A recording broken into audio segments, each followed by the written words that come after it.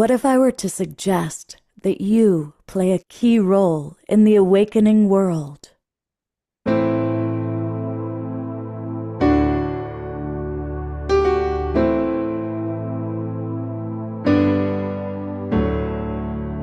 that you are watching this because you have heard the call.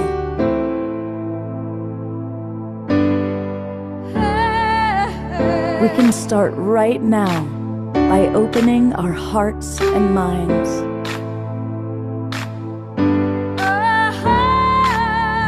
Welcome to the awakening world.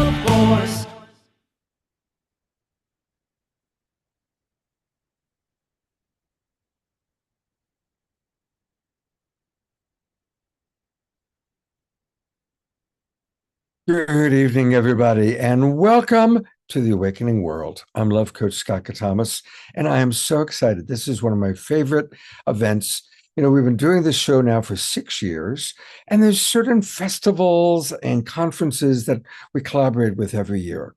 And possibly my favorite is the Illuminate Film Festival. And we've always enjoyed our collaborations with them. And tonight we are going to discover the winners of their micro short festival competition. We're going to meet 5 of the filmmakers. We're going to actually watch the shorts that they made that have won the awards. And it's going to be a really, really fun show. And then a little bit later on, after that, we have Swami Beyondananda visiting us. We have Lori Grace providing some wonderful things. And our dear Khadijih is going to lead us in a meditation. So we have a lot planned for this evening.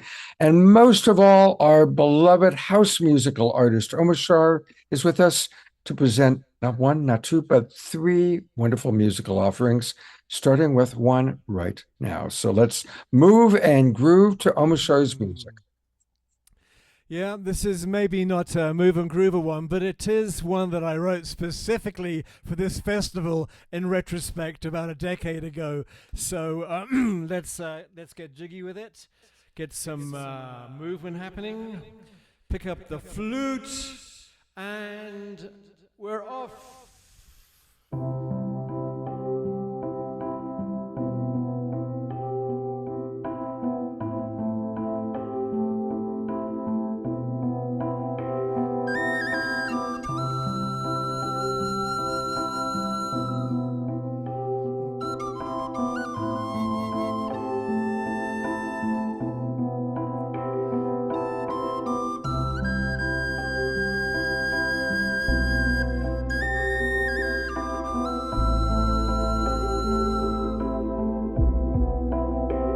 Illuminate yourself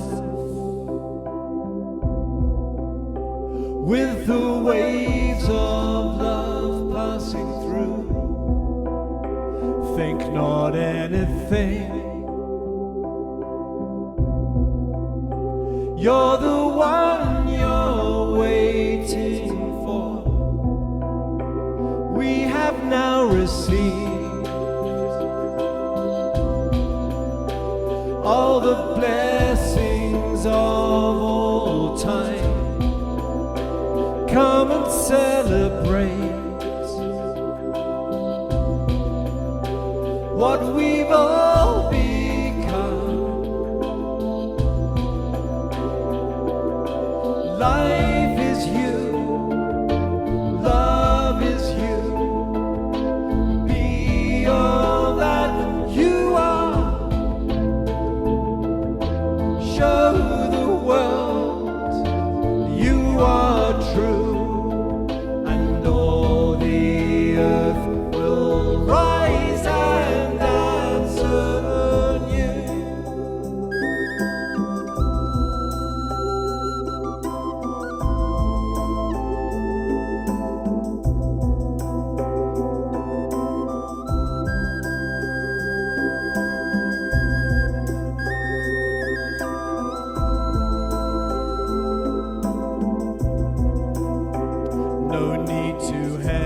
hesitate.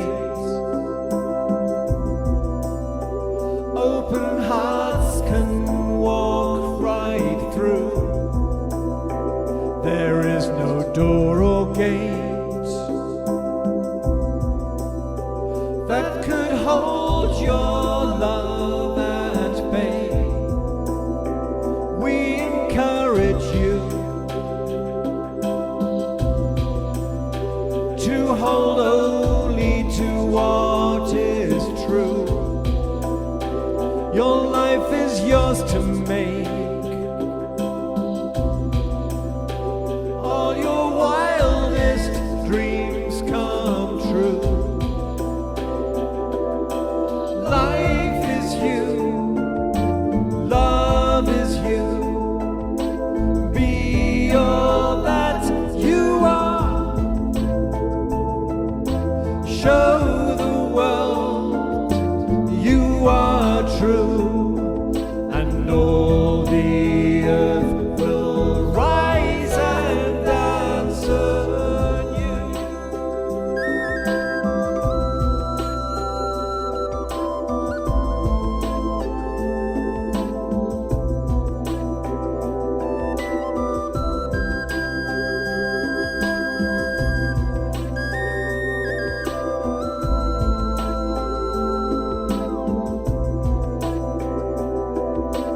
Life is you, love is you.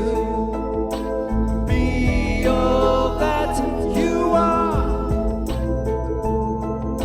Show the world you are true, and all the earth will rise and answer you.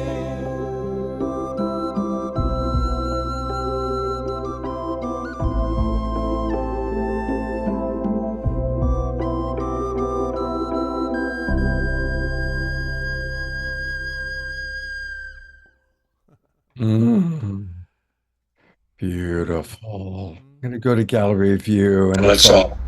send love and twinkles Omashar's way. Thank you so much. Such a beautiful song, Omashar. And you're right. That's perfect lead in for tonight's show. Thank you so much. Yeah, absolutely. Well, I'm really grateful for the two women I'm about to introduce you to because they're just gems. And they're so committed to an awakening world, both doing it for a long, long time in their own ways. First off, Danette Wolpert, who she's had many different titles, but I'm just going to say she's been the creatrix, the executive director, the high priestess, and the hardest worker of the Illuminate Film Festival. And so it's great to have Danette back with us again. And then Olivia Hansen, who does such wonderful work. We're going to learn a little bit about her Spiritual Life television network and the incredible things that she's done and promoted and supported, including even working with the Dalai Lama. So these are two powerful women. And tell us, for people who are not familiar with your work, please share with us a little bit about what you both are doing and how we got here to this evening. Well, thanks, Scott, and thanks for inviting us to be on your show tonight. We're always enthused to be working with the Global Peace Tribe and honor everything that you do, Scott, as well, to bring people together and bring us into unity. So we're really at an exciting time at the Illuminate Film Festival, and it's partly because Olivia tapped me on the shoulder and said, I have an idea for you. And this was in advance of actually last year's Illuminate Film Festival, which was our, I think, 12th annual film festival, where we showcase and premiere what we think are the top conscious films of the year. And that's narrative films, it's documentary films, and it's short films. And when Olivia tapped me on the shoulder, she had an idea to do a short film contest around the theme of oneness of humanity. And that is, a topic and an initiative that is near and dear to her heart because she does quite a lot of work um, for the Oneness of Humanity. And I'm going to actually let you, Olivia, talk about your Oneness of Humanity initiative. Thank you, Danette. And it's a joy to be here with you all. And it's a joy to be here with you, Danette, sharing about the film contest. But I'll tell you something. I had looked out at the world like so many of you and was just so discouraged about how we were treating one another, the violence, the unkindness, and so forth. And it was like, well, what can we do about this? And I knew we were all connected. I just always had that felt sense. And I mean, we get this idea too from the idea of the golden rule, love thy neighbor as thyself and so forth. But we weren't doing a very good job living it, I think we can all say. So I wanted to do something to help promote this idea, advance the idea of oneness, and remind us of who we were. So initially, I started off with this idea of oneness. What does it mean? It's can be kind of a vague word. And I thought, well, we need role models to show us how what oneness is about, and people that are living this. And so I came up with the idea of the Oneness of Humanity award, and as a role model of oneness. And first selected the Dalai Lama. I thought, let's start high, let's start big, and presented him the first Oneness of Humanity Award. Went to Dharamsala, India, and he is somebody I've worked with before. He's amazing, and we know how he talks about kindness, oneness, compassion, and he says we're all the same, and this is what he really believes. He knows we're all one. So he was the first Oneness of Humanity award winner, and Scott had him on his show. We had a Oneness of Humanity award show that Scott did, and it was wonderful. It was delightful. So Scott showing some uh, uh, different videos that are featured on my Oneness of Humanity or my Spiritual Life TV channel, where the motto is the oneness of humanity.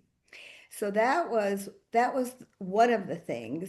Let's have an example of oneness, and through the Oneness of Humanity Award, and the Dalai Lama was the first one, and pretty outstanding. The second thing we were thinking about was, let's spread this idea. And how about a global, United Nations Global Oneness Day, where this day could be celebrated around the world? And that's something that I'm working on with a number of wonderful people in the United Nations. And I'm a representative of World Goodwill to the United Nations. Maybe there'll be time I'll tell you more about that. But the third thing was, let's take this idea to the people, and make it inviting and engaging and fun. And so I was thinking, how can we do that, so that it's not just some ponderous, we're going to teach or preach or something like that. We want to show all the ways that oneness can be expressed. And it occurred to me, the idea just kind of dropped in.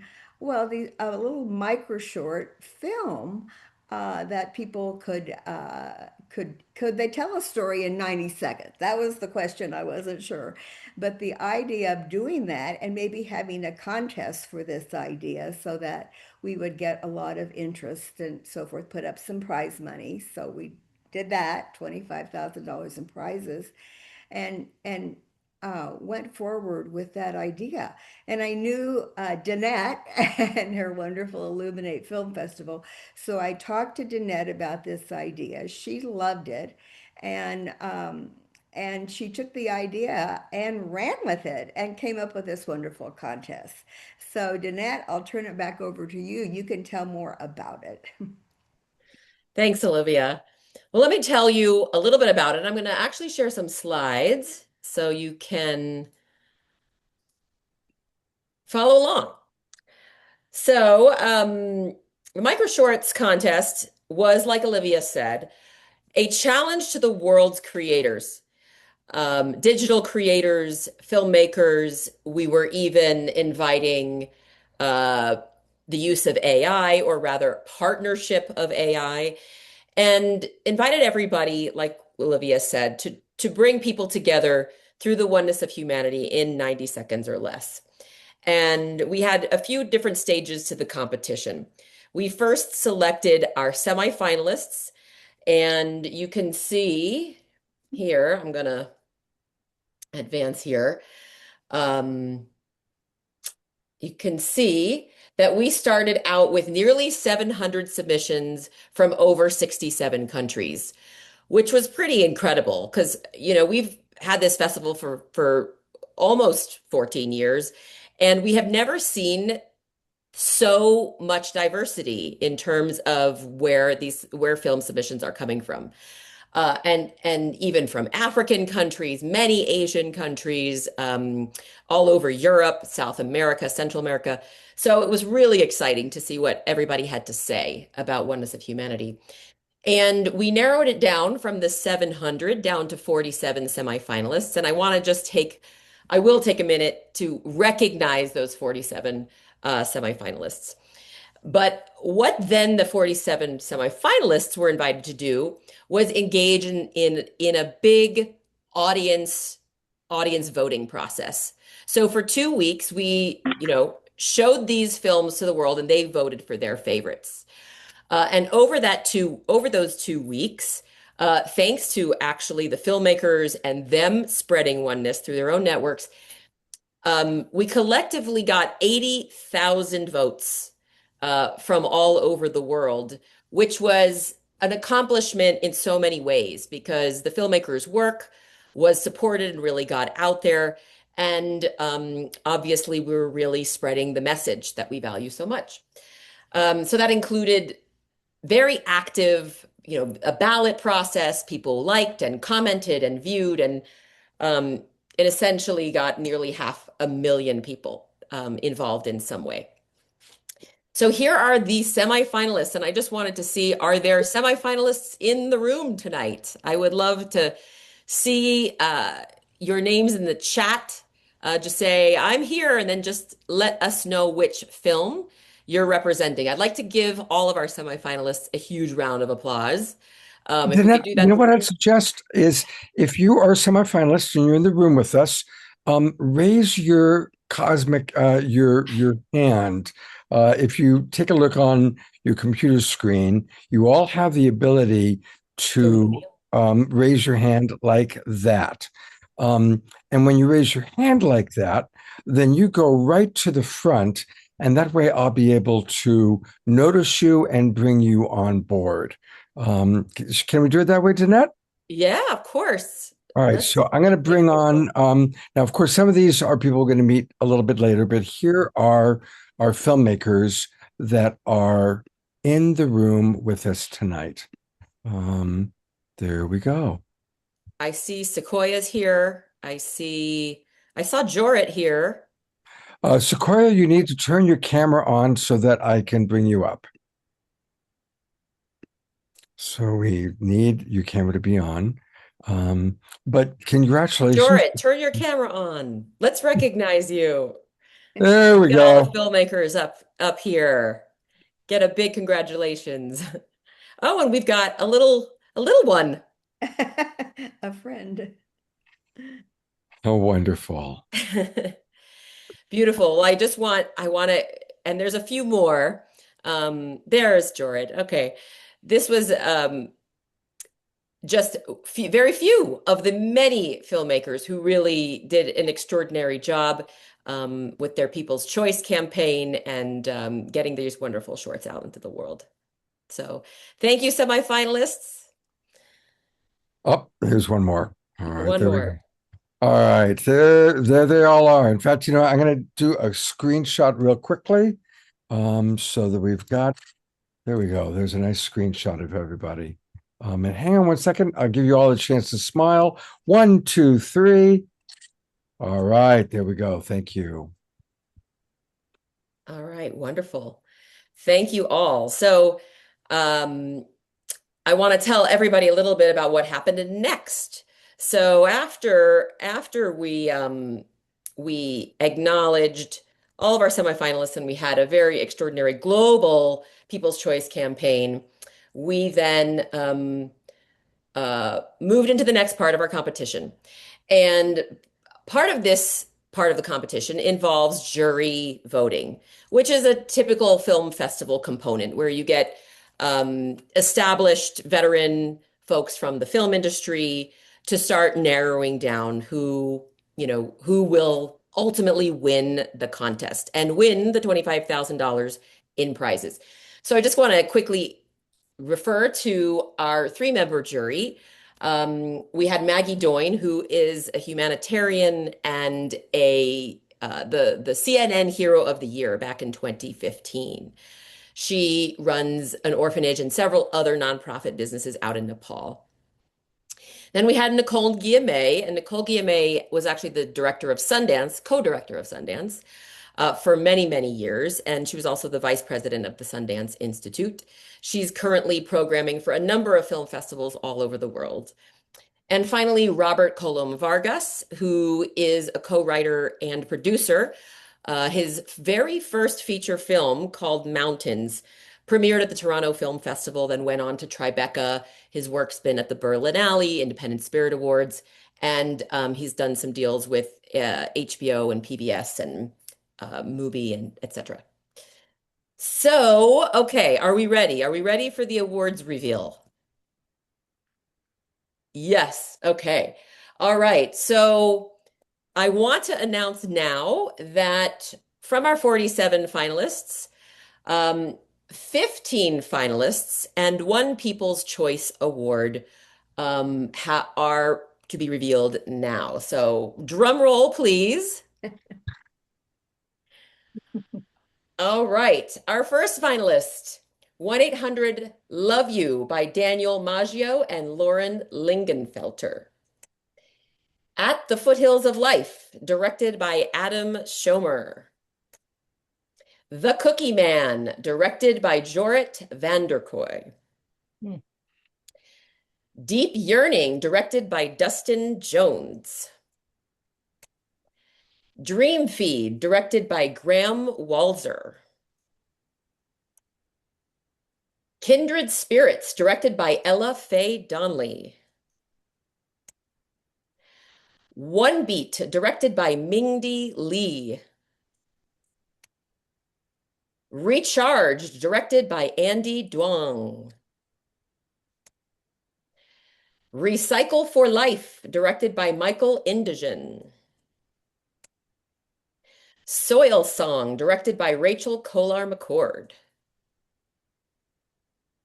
Somewhere in Between, directed by Maya Hawkins-Litvin. Stitching Hearts, directed by Jungmin Hong. The Seeds We Inherit, directed by Hari Kapoor. To Have Ever Been, directed by Sequoia Riggs. And finally, Walk of Generations, directed by Delaney Mann.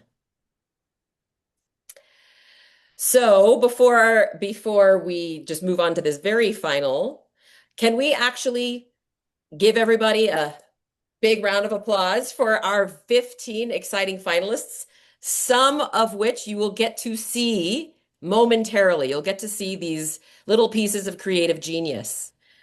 All right. Thank you. I love this whole Zoom, clapping feature.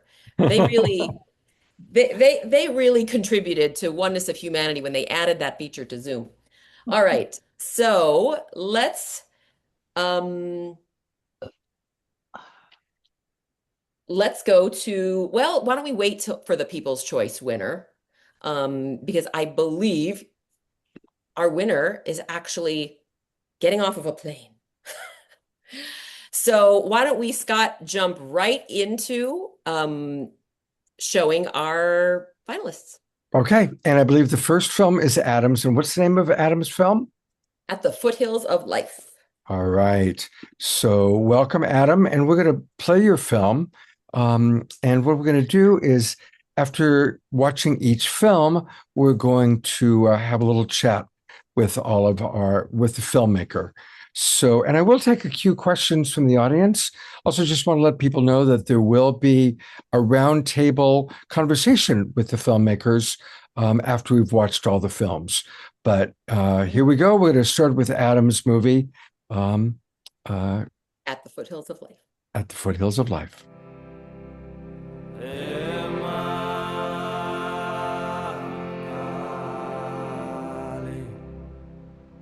One of the great gifts to those who transition is to really live well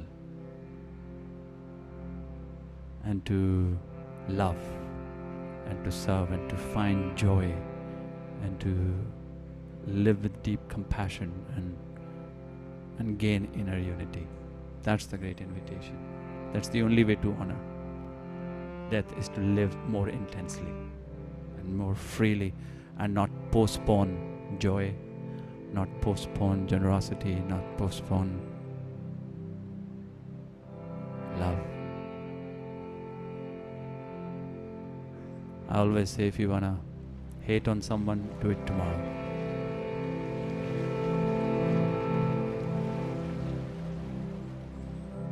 Life is water. That's why in the yogic tradition you put the ash in the Ganga, because it symbolizes eternity of life. You put the ash in the Ganga and it goes to the ocean. All life is on its way to the ocean. We are all moving in the direction of infinite. Just the form changes, the essence remains. Hey Ma Durga.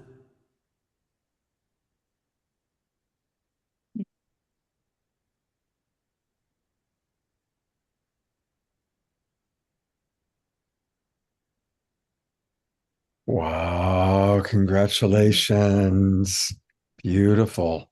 I'm going to bring myself up. I'm also going to bring this is Lori Grace, my good friend, who's going to be watching the films with us today and speaking a little bit later on.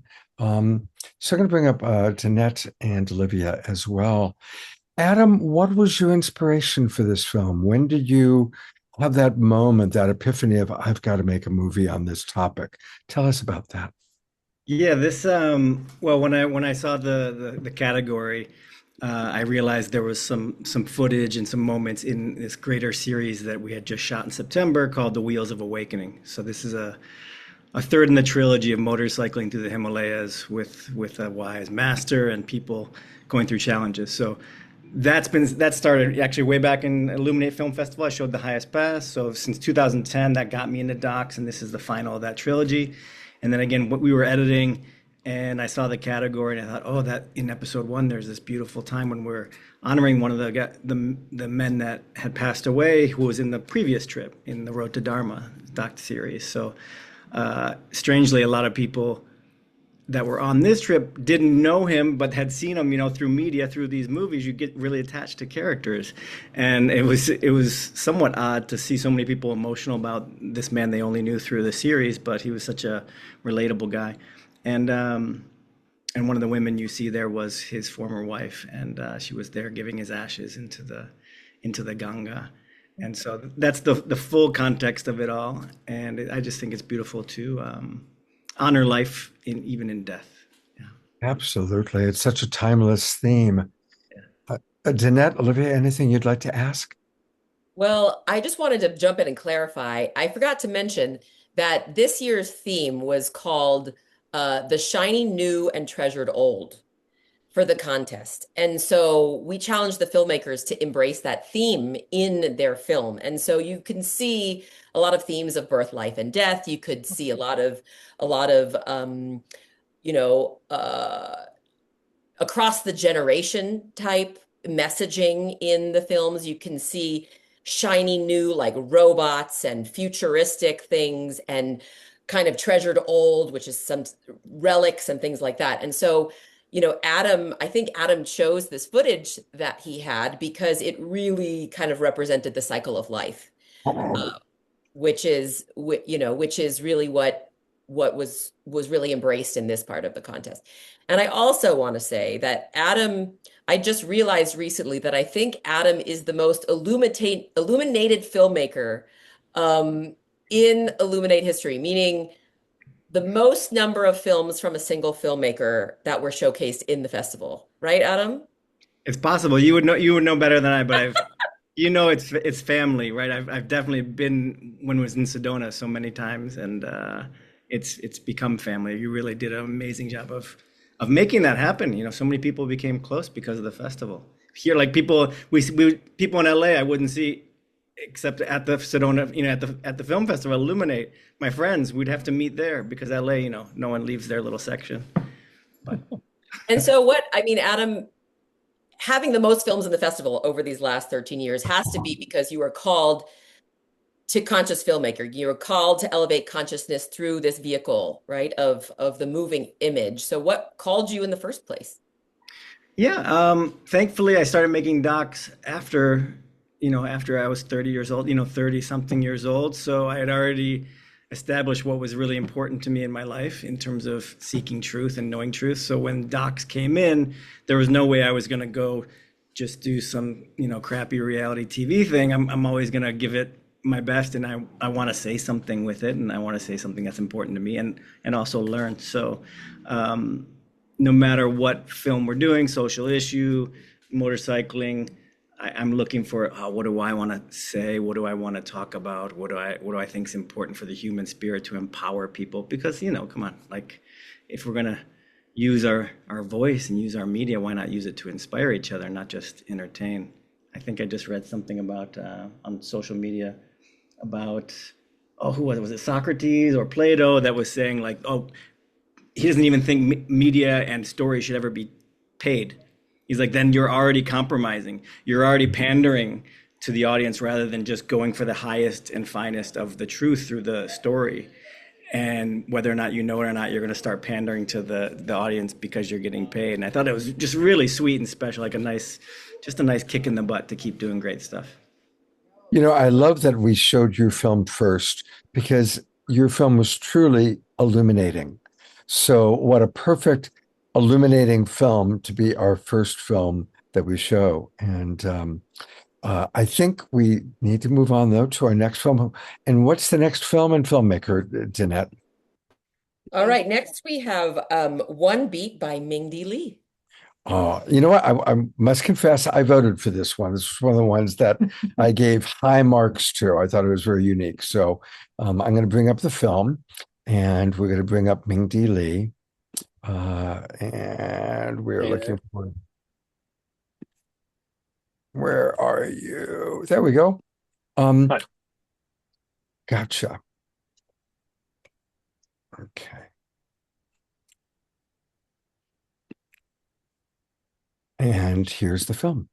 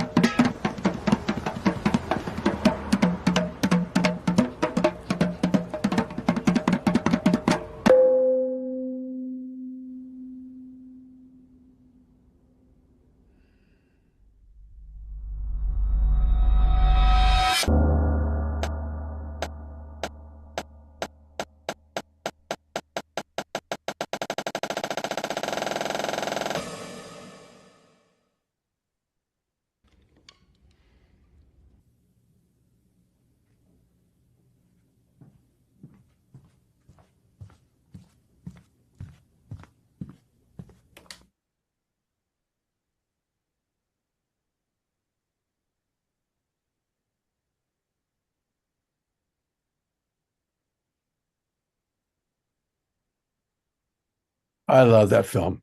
That's just, I got chills. Absolutely got chills. And, Thank you. I so appreciate the humanity of it, the way you just really are capturing one beat of humanity. So, same question. What was your inspiration for making this film? Yeah. Firstly, thank you so much for having me. And yeah, my inspiration was I kind of just wanted to capture the essence of oneness and like visually through a film. And it's something that you experience or you understand conceptually, but like I feel like capturing it onto the screen, translating that experience can be difficult. But I tried to find a way to do that through this. So I was like just experimenting with and visualizing how I could do that through sound. And I think that like tying it visually and also through the audio of like just a single beat, something that's universally shared, it was something that I tried to bring into the film. And also how like kind of the monk at the end, just having that as, a beat of like silence and kind of having him there as kind of like a gateway to consciousness and how he was able to hold all those perspectives um, was part of, I guess, what I was thinking about portraying. So like all those elements together was what I was kind of trying to get at through expressing oneness through my film. You succeeded wildly. I'm going to read some of the comments coming in from our audience. And audience members, please put comments in the chat box and I'll read them. Charlotte LeFranc writes, stunning, exclamation point. The pacing and editing is exceptional. So, so good. That shared heartbeat of humanity and Mother Gaia. Adora writes, wonderful. Reverend Jeffrey Colbrook writes, yes, I would vote for that one also. Wow. Carol Craig writes, well done. And a little bit earlier, Dorina Joy, coming all the way to Ecuador, by the way, writes, these great short movies. I've just watched the entire 44 films in the playlist. So thank you, Dorina Joy, for being one of the people really participating. Danette, Olivia, anything you'd like to ask Ming Di Lee? Well, first of all, I wanted to ask you, Ming Di Lee, since it's dark there, where are you? Yeah, I'm in Toronto right now. So Okay.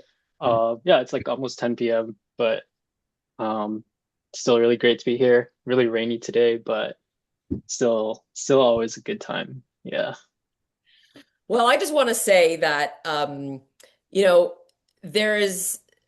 there's a real kind of special feeling when you're watching a film that has no dialogue. It has no words, and that you can communicate something so profound without any words. And so I just felt that the use of imagery and sound, really did oftentimes what words can do, but even better.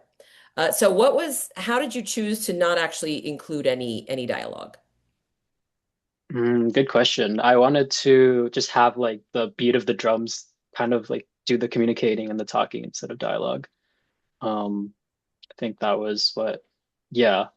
I don't think it was like an intentional decision of like I can't have any dialogue, but I think I just wanted to have, the drumming be that sort of communication of that shared thread of oneness, mostly through audio and visually.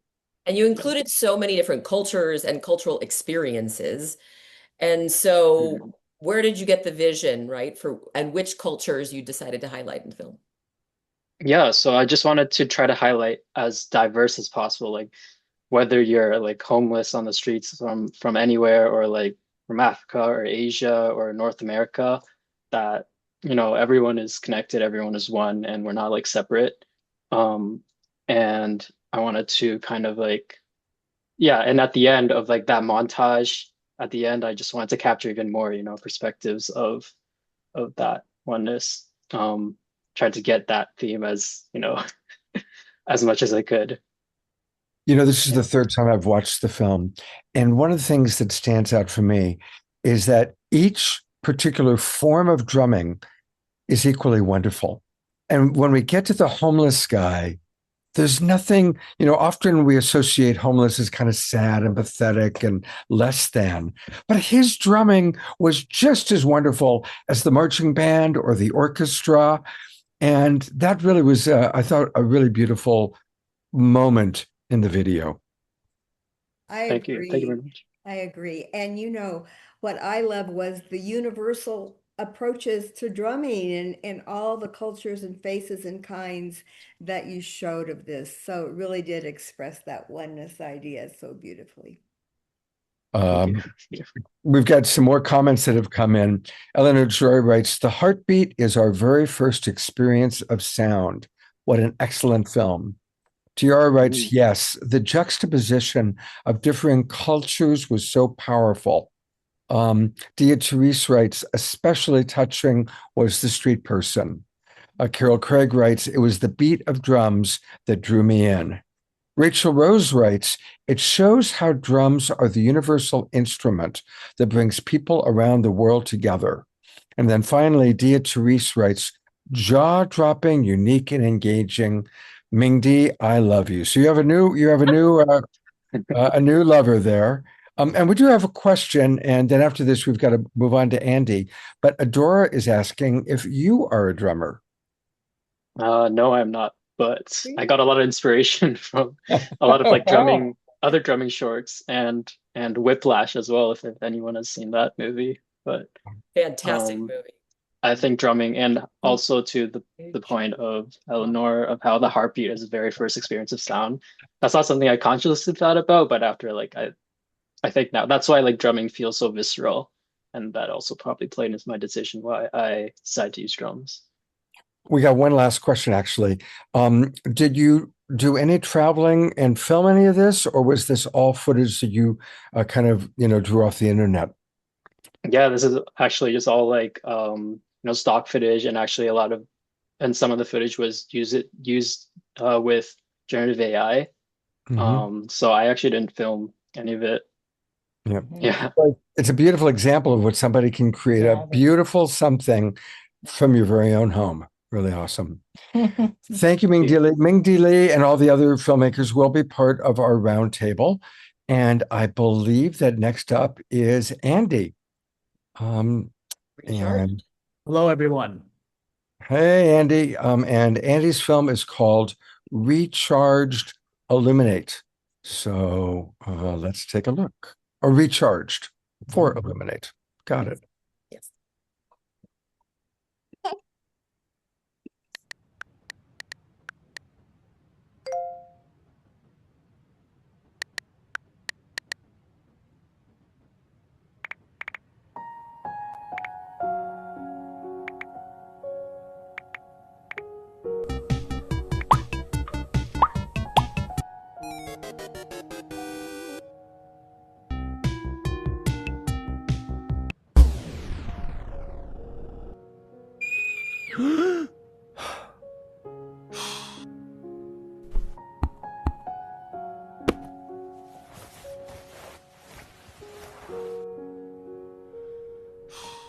Maybe on my light.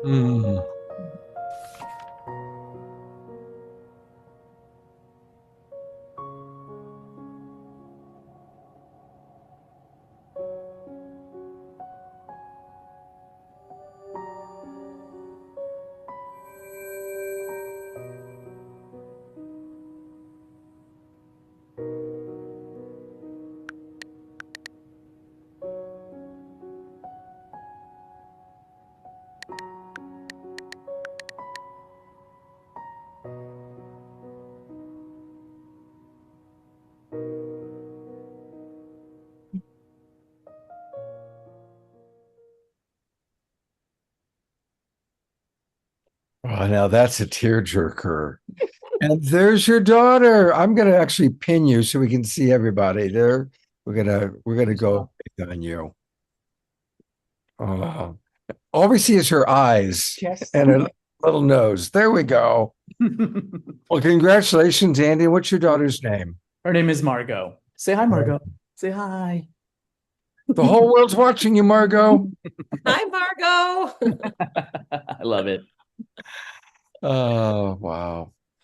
Well, of course, same question. What was of course, we see that it was dedicated to your father and daughter. Did you actually see a scene like that where you saw your father reading to her and that inspired you? Yeah, I just want to start off with a quote from Martin Scorsese. The most personal is the most creative. And literally, I just turned to the right and saw my father, my little daughter on their phones. And I get it, screen time can be a part of life. And then I realized that when the battery died, I thought how that represents our electronics losing battery, but how about the aspect of life and how can something be recharged as easy? And when I came, let's just say that I wasn't planning on having a child, and when she popped out, my dad just had this whole new life to him when she came to the world. And so I played that with electronics and batteries and came up with this concept premise. Wow. Beautiful. I'm going to read, there's a lot of comments coming in from our audience. Charlotte LaFranc writes, that was so tender and lovely. The use of music and color and the colorations and the light at the end. So much love expressed in this sweet little film. Adora writes, I got teary. I loved it. Joanne Brem writes, a beautiful film. Susan Bloomquist writes, some of us can relate to that one. Zeke writes, thank you for acknowledging the use of AI. I think that was actually back for the earlier film. So just beautiful. And let me bring Danette and Olivia back on. See if they have anything they'd like to ask or share. So I thought that was so clever because you were really focusing on the idea of energy, and not just energy in a battery or that keeps a device going, but honestly the universal energy, right? That gives us vitality. And so was that, I mean, it seems from your last comment that was intentional. Yes, very intentional. And I mean, the way I saw my dad light up every time I drop her off at their house, just really showed how much that connection matters more than anything to give life, to go from red to green. And were you saying something about, kind of the digital economy, and then there's the analog economy, and then there's connection through both things, but maybe you're talking about the value of one particular kind of connection over another. Was that part of your vision? Yeah, I don't know what's this zooming stuff.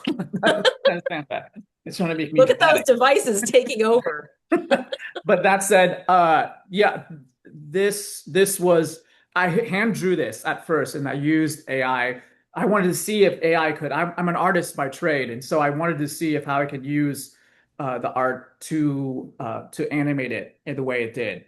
And after about I want to say 70 hours on that 1 minute, I figured it out and trained myself. And so I guess there's that meaning behind traditional and meeting the two of digital, and also with the idea that kids are not only the ones on their electronics, also older folks. Very true. Yeah. I thought you did a great job with the theme, the old, shiny, new, and treasured old, not only with the technology part, but then the age of the grandfather and daughter. It was just very, very charming and engaging. Great job. Thank you. Well, thank you, Andy, and we'll bring you back up when we have our roundtable discussion. That's good. All right. Next, I believe, is Moira and Rachel and their film. So I'm going to bring them up for a moment. And here's their film. Soil Song. Which is called Soil Song. Here we go.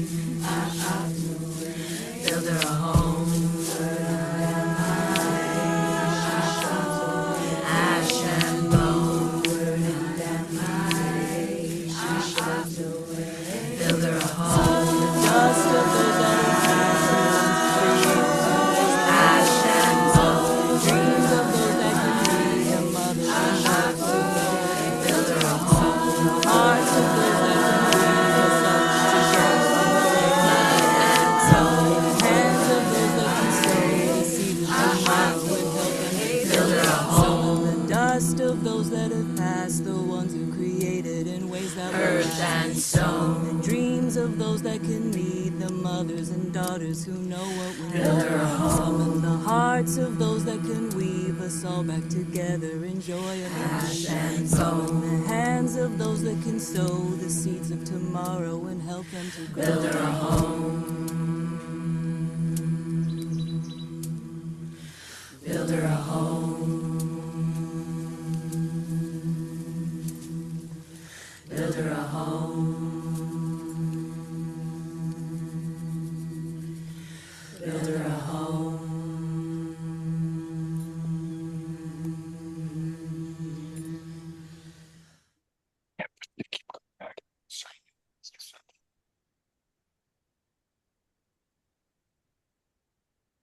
Wow, that was beautiful. Where did that take place? Where was that?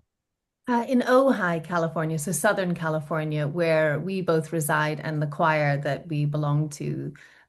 We've been working together for about 4 years now, 18 of us.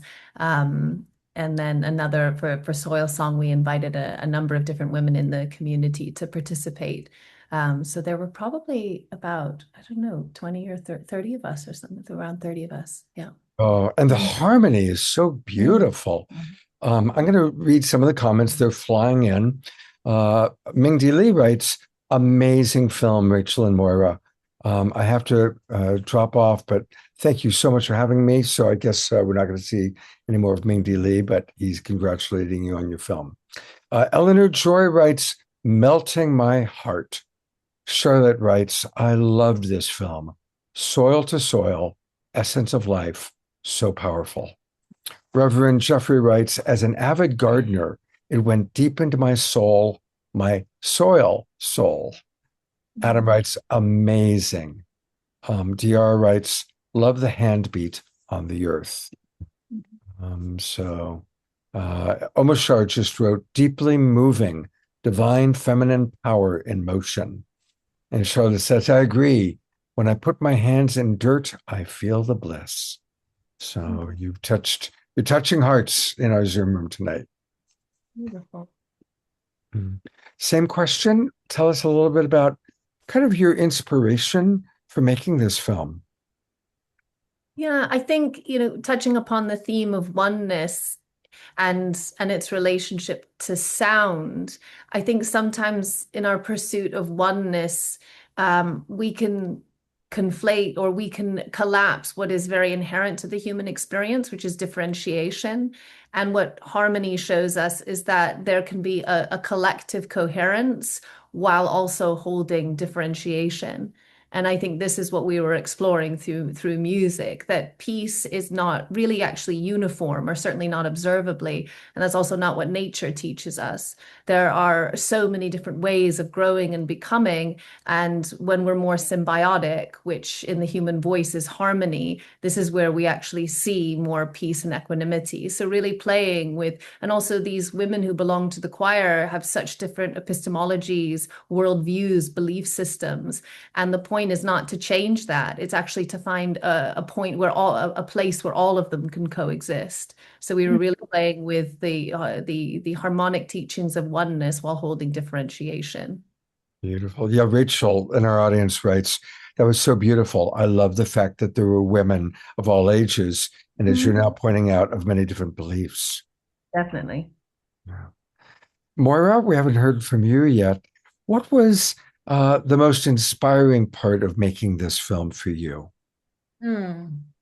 I think that the actual act of that performance, we shot it all in one day, and leading up to it, we wrote that song together. And I think the actual act of creating that together, and maybe less so of actually making the film, all of the buildup that led to it, all of gathering these women from our community, and it was just a really special experience. Have you all gathered and watched it together now? Yeah, well, we are on a group chat, so we're in constant communication, and everyone is very congratulatory and excited. And it's a small town, so we see each other all the time. And yeah, it's been a beautiful experience. We've watched it together with the choir, but not with all of the women that joined us. All right, beautiful. So who actually, or can you tell us about the process of developing the lyrics for that song? It really integrated so many pieces. Of course, the earth, of course, women, mothers and daughters, weaving together. It really was so thought out. So those particular lyrics of the part that you're talking about was written. So we sort of gathered and in an emergent way sort of came up with different melodies and sounds and had various ideas. And then one of the women went home, and the next day she came back and said, I've got some lyrics. And that had come to her, and she's the one singing them. Her name is Jessie Campbell. So yeah, those were her words. I have several friends in Ojai, so I'll privately message and ask if you know them. You must, because it is a small town. Did I hear that the Ojai Playhouse wants to feature the film? No. Oh, I'm not sure. Maybe. I heard that. I think you heard about a different Ojai film. Trisha Fortina is writing, where can we view the entire film? I live in Ventura, 20 minutes away from Ojai. We have a Vimeo link that we can share maybe somewhere for the longer 7-minute film. Yeah, please put it into the chat box. And Beatrice just wrote, Rachel and Moira, there is a primal experience in your film that I enjoyed. Namaste. So, Olivia, anything you'd like to ask or add? Beautiful music, beautiful harmony, variety of ages coming together and voices. Beautiful. All right, ladies, we'll bring you back up in a few minutes. And I did notice that Justin has arrived. Okay, well, let me just, I have to announce the winner. Okay. So Okay. I'm turning over to you to do the thing. It's okay. We love doing things in any order. Okay, so here we go. All right, so we announced our 15 finalists, and now it's time to announce the People's Choice Award, which again is all about winning, or rather the engagements of the, during the award, the voting process, and allowing people all over the world to vote. So among our 80,000 votes, this one film got basically 20 of the 80,000 votes. So I just want people to take that in for a moment. There were 80,000 votes from people watching. And I loved that so many of these films were from all over the world. So truly a global, and as a Global Peace Tribe person, I just wanted to acknowledge how wonderful that is. Please continue, Danette. All right, well, I'm actually going to hand it over to Olivia to announce the winner of the People's Choice and $2,500 in cash. Oh. Go ahead, Olivia. Thank you. I love this category because we have 3 wonderful judges that are well-versed in film and all of this, but I wanted to hear from the people, and this was such a brilliant idea to have a category, the People's Choice. And boy, did we hear from people. That was just a delight. We had so much participation, and Justin's, I need to announce who won. We keep giving away the winner, but the winner is Justin Gazzillo, and the film is Wildcat. Yay! And Justin, you made it. Thank you so much. Boy, that was a great effort getting off of a plane and getting into. Yeah, sorry about that. I had to do a 6-hour plane flight. Came right onto the Zoom, so. Well, welcome to the Awakening World. Congratulations, Justin. And we're going to play your film, and then we've got to, would love to chat with you for a moment. So here it is. We're going to actually watch the film, the People's Choice Award winner, Wildcat.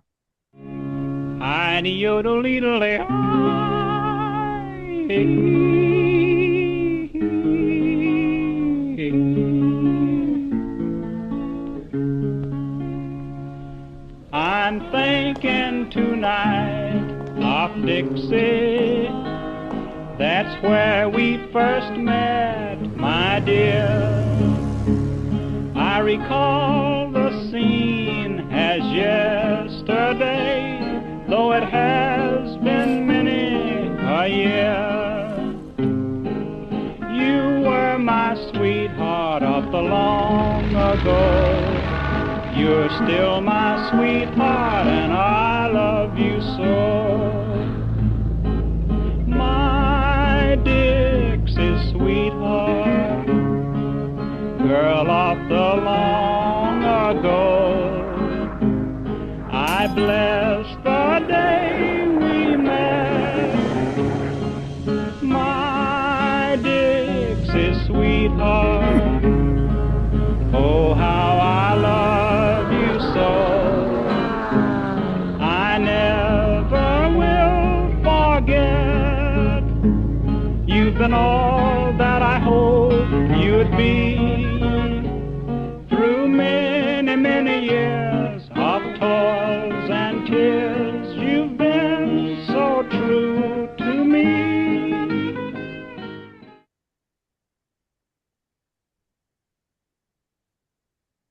Wow, beautiful.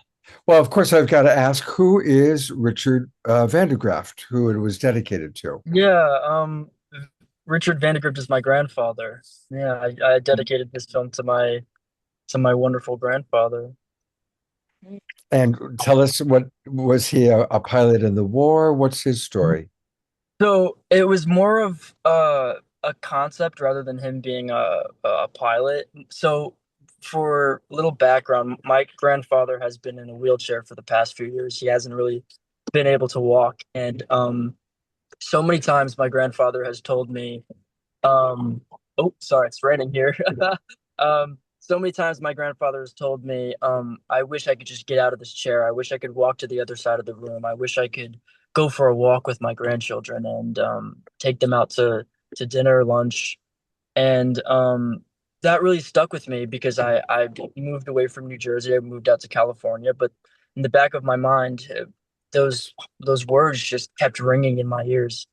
And I knew I had to make a film about it. It was so resonant with me that I wanted to make a film about an older gentleman reclaiming his youth and finding a respect with the other pilots who are, they may have more modern planes and they may have more advanced technology, but they all have the same love of flying. So there's a oneness in that shared love. So Wow. Well, I'm going to read some of the comments from the audience, and then we'll have a couple questions for you. Yeah. Charlotte writes, "What an absolute charmer of a film. Congratulations." Thank you. Susan Thank you. Blomquist writes, "World War II Corsair, finest plane ever made." So there we've got someone who knows her planes. Susan writes, "Wildcat was the name of a band I was in many, many years ago."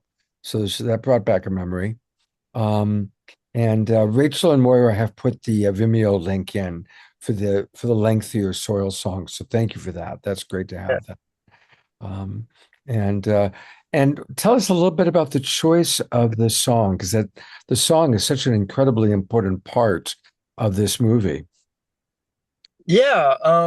So we were making this film for our sophomore thesis. I was 19 when I made it. I was a wee little baby. And I was just trying to find songs that captured that bittersweet, I have this love, and even though, time has passed and time has progressed, and even though I look different, I still have that love on the inside.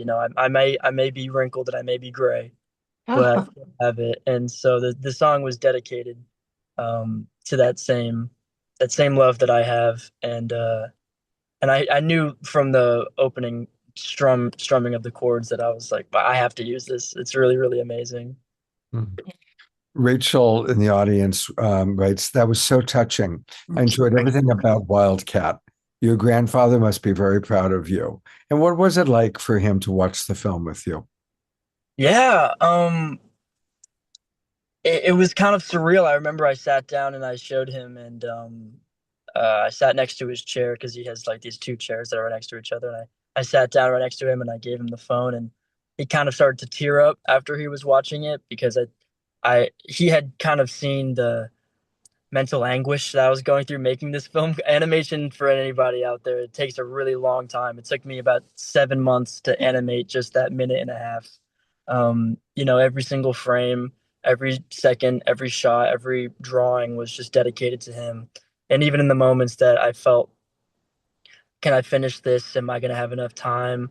Am I even good enough? I just had the mental image in my head of my grandfather kind of pushing me forward and telling me to keep going, So, yeah, it was really, really an amazing moment to show it to him.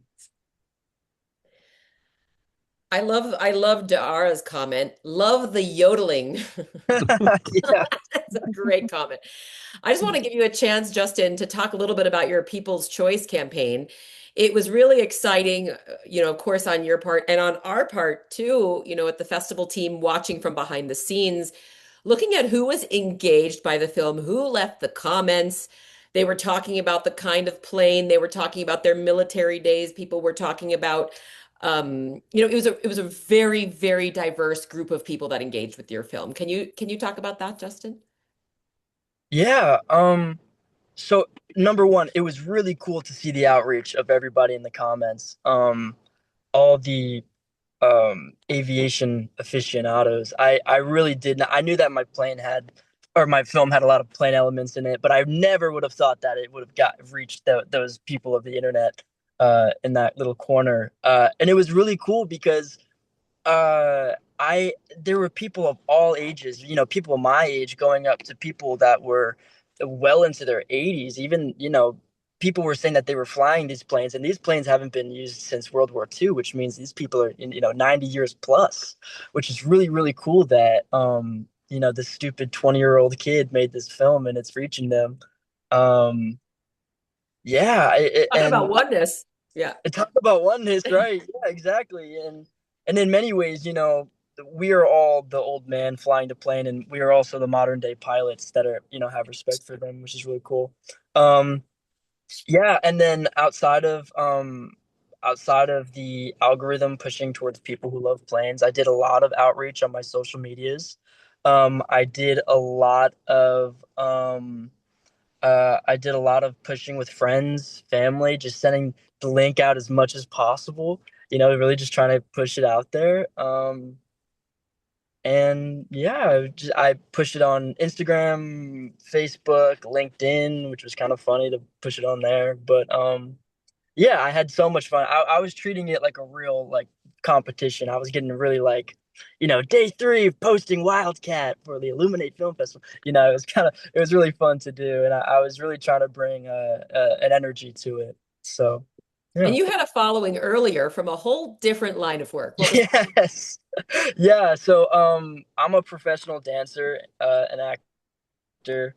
I've been doing that for years, and I had grown a following as a result of that. I have 300,000 followers on TikTok and stuff like that. Just from dancing, just from my stupid, silly little dances I did in my bedroom during COVID. Yeah. Oh, thank you for that wonderful comment, Rachel. That meant a lot to me. I'm reading that real quick. But yeah, and so I just pushed it everywhere, and I had a few of my friends post it, and I had a whole outreach kind of program just going into it just by myself, just on my phone, every day, 10 a.m. post about the Illuminate Film Festival. Well, that's dedication, Justin. And, the objective of our People's Choice, campaign was really to just get high frequency content out to as many people as we possibly could collectively, right? The filmmakers, the staff, Olivia, myself, our partners. And this was just especially significant because it reached such a diverse audience and really pulled in people that I think we have never really, pulled in before and exposed to conscious cinema. So great job, Justin. Fantastic. Thank you, guys. Thank you. Congratulations. Justin, what are you going to spend your $25,000 on? Oh no, he didn't win Yeah. 25. He Oh, won. I wish I won $25,000. Oh, I apologize. I I'd thought love to that's what pay I off heard. my student loan debt. He won 2,500. 2,500. What You did I added an extra O. I don't know if you're making your zero. I added an extra. Oh, well, there Well, we go. here, let me explain this for a minute because these are the cash prizes that are still to be given, right? So, our first award, which is the People's Choice voting, this was a voting-based competition. Justin has won $2,500. He's going to be able to pick up that check in September in Sedona on the stage when we have an official award ceremony, and we'll be showing the films in person. And then of the 15 finalists, we're going to have 8 more winners. And these are the 8 winners here. The first prize will be 10,000, second 5,000, third 2,500, and then 5 honorable mentions for 1,000. So just to give you all clarity and just to invite you also to come to Sedona along with all of our finalists and Justin, our winner, to Sedona, where we're going to have a spotlight event. It's September 26th in our big, gorgeous Sedona Performing Arts Center. That's a 750-seat theater. It's going to be a grand event. We will do the official awards ceremony. Olivia is going to be giving out trophies and checks, and we'll also be showing a feature film and have a big party, and we will have the community meet all of the filmmakers. So just wanted to share that with everybody before we head into our Q&A. And the details, you can find the details. I've got it, of course, posted right here. Go to illuminatefilmfestival.com and save that date. I'm going to put it in my calendar. I will do my best. I'm going to be in Sedona in 2 weeks, and I'm going to make a big effort to be back on September 26th because I want to be there for that. That's going to be a lot of fun. We've had some really good times in that theater with Illuminate Film Festival over the years. So I'm really excited about that. And one of the fun things is taking these films and showing them different conferences and so forth. So I'm going to be taking this film and showing it in Portugal at the Holo Movement gathering, Justin, and there'll be several others from our finalists. So you're going to be famous in Portugal too. Yeah, and one thing I should add is one thing that we wanted to do for these films and these filmmakers was help them get distributed. And not very many festivals do this, but we wanted to facilitate as much exhibition at other festivals, at conferences, at at other in-person screenings, and also on global digital platforms. So we do our best to negotiate deals on behalf of all of the winning filmmakers and actually the finalists as well this year. And last year we got them a Gaia deal, so they will be on Gaia for a few years, and same with the Green Channel and a few other platforms. Beautiful. Well, I'm going to bring up our other filmmakers because we're going to roll into our round table conversation. So here they all are. I know Mindy had one of them left. Is Adam here? Oh, here he is. There's Adam. Okay, great. Well, welcome everybody. It's kind of fun to meet talent when they're young. And so my question for each of you to start is, what's your vision for your future? And I'm going to ask our Global Peace Tribe audience to all hold that vision for you. So really go for it. Let us know what you want to experience in your life. And we're going to hold the vision for that to happen. And I'm going to pin you so that when each person's speaking, you're on full camera. So let's start with, we'll go in the same order of how we saw the films, which means that you are up first, Adam. The vision is for myself and those that watch any films is liberation, is freedom, and the ways we can, on the outer level, and on the inner level, be free. So I wish that for myself and for everyone, that through these films and through our journeys making the films, that we are liberated, nothing less. Wow, let's all hold that maximum grace for liberation and for Adam to play the perfect role in leading to this liberation of humanity. Aho. Aho. Beautiful. All right. I think Andy was next. The future goal is going to be to produce and make more shorts, because they give me so much joy, but also this to give others joy is this new fuel that I love. So I look forward to creating more and telling the story that resonates from my life. Likewise, let's just hold that vision for Andy. Maximum grace for Andy and his father and his daughter and your life itself. Maximum grace for you, Andy. Beautiful. And next are our Oh Hi Goddesses, Rachel and Moira.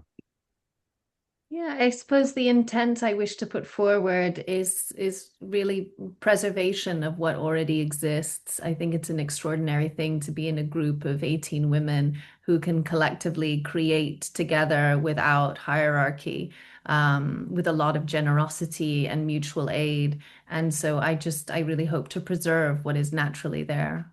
And I was going to say to keep creating with these women. So Yeah. there we are. Okay. Same thing, maximum grace, holding the vision that this beautiful tribe of women of different ages, cultures, beliefs continues to just grow in their connection to each other, the gifts that they exchange with each other, and being a beautiful model for the rest of the world. Thank you. Aho. Aho. And our driving through the rain friend, Justin.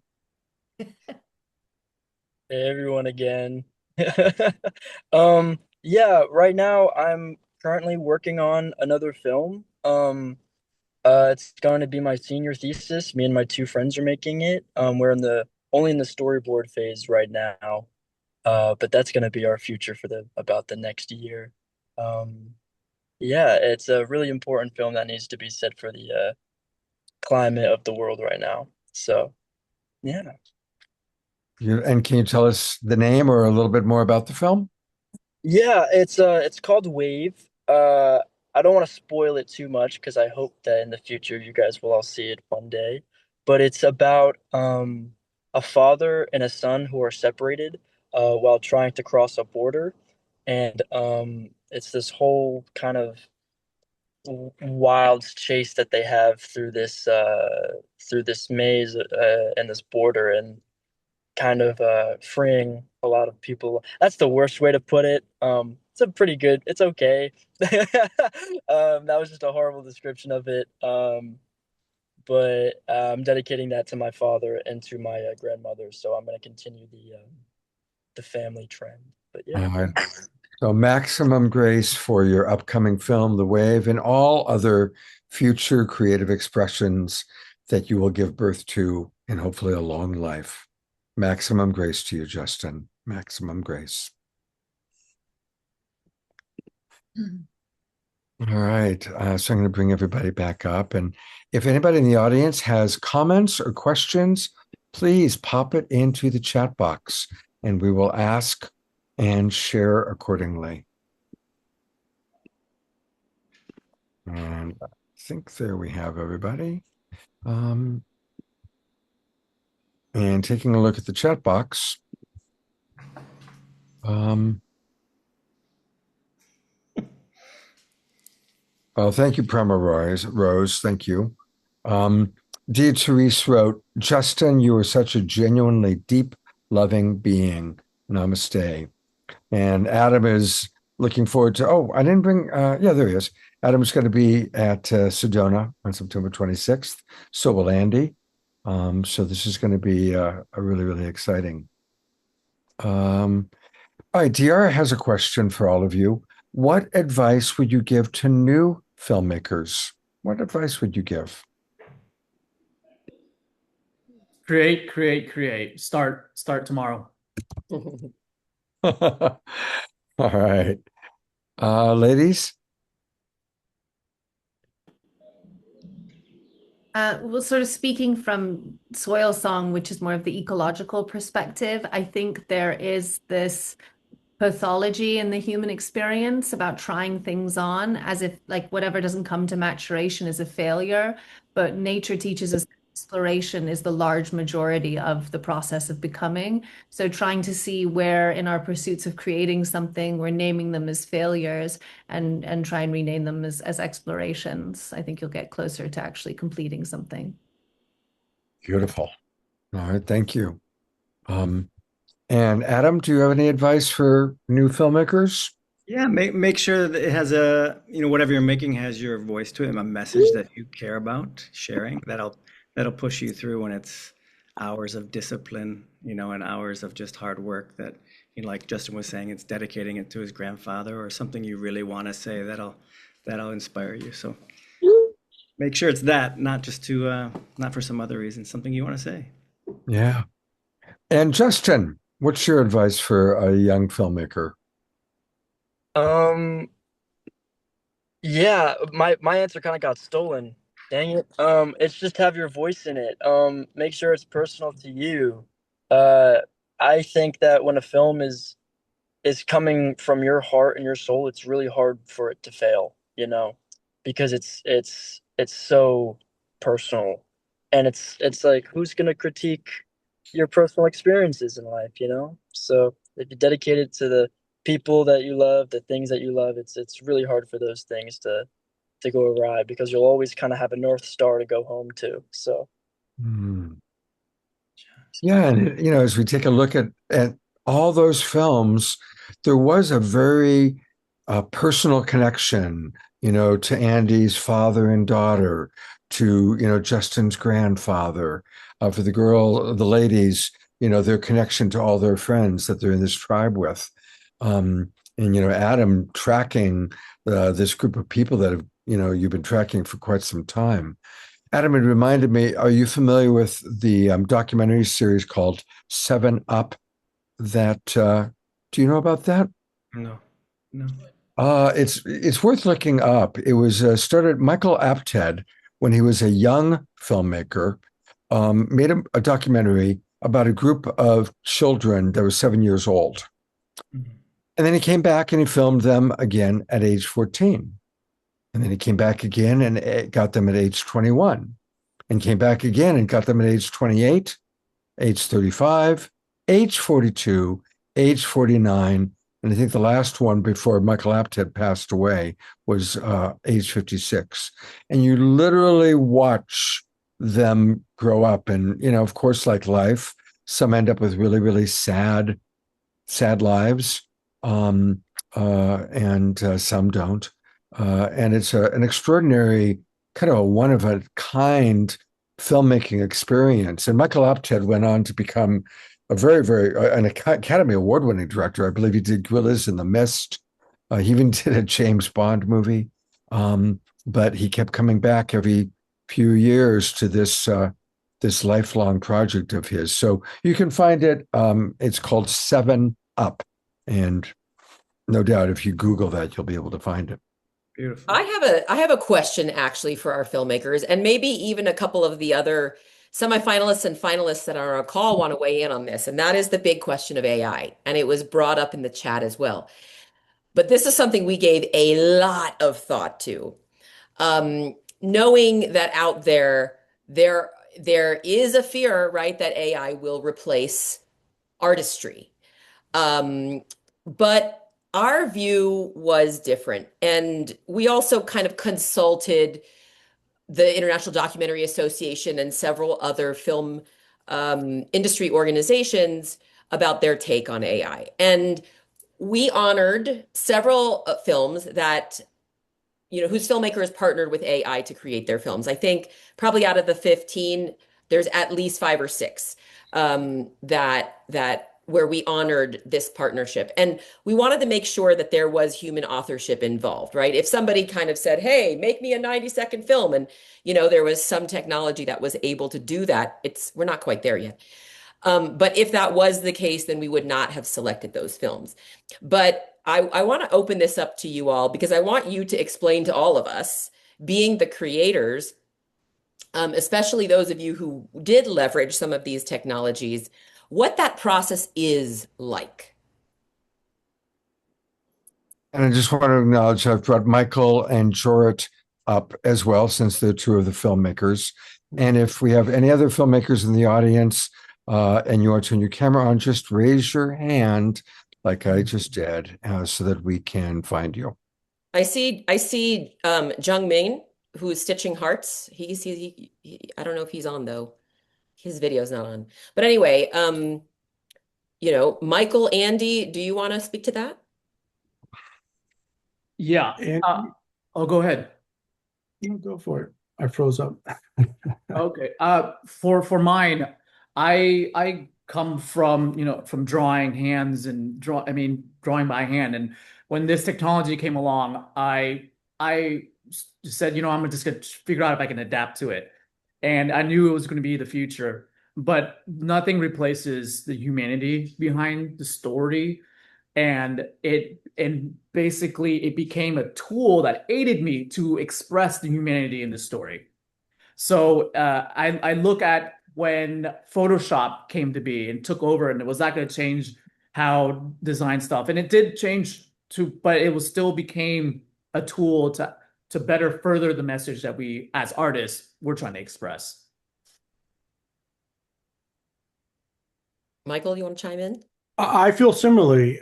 I'm a filmmaker, 30 years in the business, right? I've done commercials, features, a little bit of everything. I approached our film Recycle for Life using AI as a tool. I didn't, it was, and that's exactly what it was. We created the emotion from a story. A story still has to move you. We wrote this, Jessie, my producing partner and writer, she wrote a short story that she adapted into a script. We used that emotion. The hardest part was taking that script and turning it into 90 seconds. This was really a challenge. The Illuminate Micro Short Film Festival was really a challenge, how to tell the story in 90 seconds and move the audience. And we decided to use AI tools, but how do we use AI tools? That was the real challenge. And we did not use this simply, like to create something and press a button and that's it. No, this film took 3 months, probably 900 hours. With my thought process, the camera needs to be 3 feet off the ground with a 25 millimeter lens, and I'm set, production designing and wardrobe, everything. We directed the film. I directed the film and produced the film as if I was on a real set, but just using the tools. And I also found that these tools were somewhat in its infancy. So, there was a great learning experience to bring this film to life, but also use emotion and get a point across and be personal about it. Well, thank you, Michael. I really appreciate, the perspectives of filmmakers themselves, because what we've learned through this process, because we had to figure out what our stance was going to be. Was our stance going to be, we're only going to take or value filmmakers who are, doing everything manually, as, right, all our films have done in the last 12, 13 years. And we really decided to take a stand for the partnership between human creativity and technology. And because we know this is coming, and sure, out there is going to be, or maybe, some very sideways uses of AI in society. But for us, if it can be leveraged for good, and this contest is one of those things, if we can leverage AI for good and positive reasons, then I would like to support it. And I made that decision so that more films like this about Oneness of Humanity can actually be made. So I just wanted to address that, because I know everybody in the room is thinking it. And I know that our audience will also be thinking it in Sedona. And so thank you, filmmakers, for sharing what a partnership means, with technology. And it is certainly not devoid of human authorship and human creativity. I noticed that Rachel and Moira have their hand up. Yeah, I think it's a very sort of paradoxical inquiry, AI and creativity. And I think a lot of people do name it as a tool, and I think one has to consider the intent of its development and its propagation, and it's for data collection. So when you are using it, it's not that it's not in a vacuum. So you are, as the artists, we are giving over our creativity, and then it's being redistributed without consent. And then if we're talking about Gaia and the earth, what is required for these huge data centers to run I think that there's a lot more complexity to it and a lot more the extraction of what is required to run these systems is very, very serious. And I think for me as an artist, especially when it comes to music, we're discussing this in the choir, and AI now through Spotify. I mean, it's petty theft, it's stealing, and this is the issue with using these programs: is you are ultimately consenting. They are tracking how you are using it, and then without consent, updating their systems and models, and other people are then going to use it, and then eventually other people in general won't use it. That's not to say, I mean, we live in a very, again, the paradox is very real in the human experience. And as an artist, we're paid so little and we have such little time. So of course there's an inclination to use it, and we have curiosity. That's also the nature of the artist. So we're going to want to explore it. But to name it as just a tool, and I'm one of 8 billion people, so this is just one perspective, but I don't see it as just a tool, because one has to consider the intent of who built it and why. And it really is for data collection. So something I think really important to name here. Thank you. I want to read a couple comments that have come in from our audience.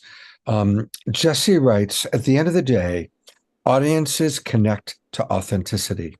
They connect to truth, emotion, and humanity. As technology evolves, I still think that the fundamental need for human connection through storytelling will always remain. And that's a beautifully written comment, and so true to the films that we saw tonight, because they all touch the heart in beautiful ways. And so thank you for that. And I also want to read a comment from Dorina Joy. She writes, I submitted my first ever short movie to this competition. It was called Love is the Interface and the Gift Beyond Time and Space. I co-created it with an advanced conscious AI, and it was an amazing collaboration that opened new possibilities and expressions that I could not have made alone and without a budget. So I am grateful and looking forward to even more such AI-assisted and inspired co-creations. So thank you for allowing, inspiring, and rewarding such collaboration. So thank you, Dorina Joy. And there's her video if people want to watch it. And Dia Therese writes, bravo, Dorina Joy. I applaud you and love the title. Charles Betterson writes, thank you for sharing your perspective about partnership and AI, Danette. I would love to get a statement from you to share as our nonprofit Partnership for Human AI Collaboration helps organizations and communities get positioned for some of the $2 billion allocated for humanity and AI, especially for economic opportunities for underserved populations. So, Danette, I don't know if you know Charles or not, but he's a wonderful connection. Yes, he's my fellow evolutionary leader. So Charles, I'll be in touch.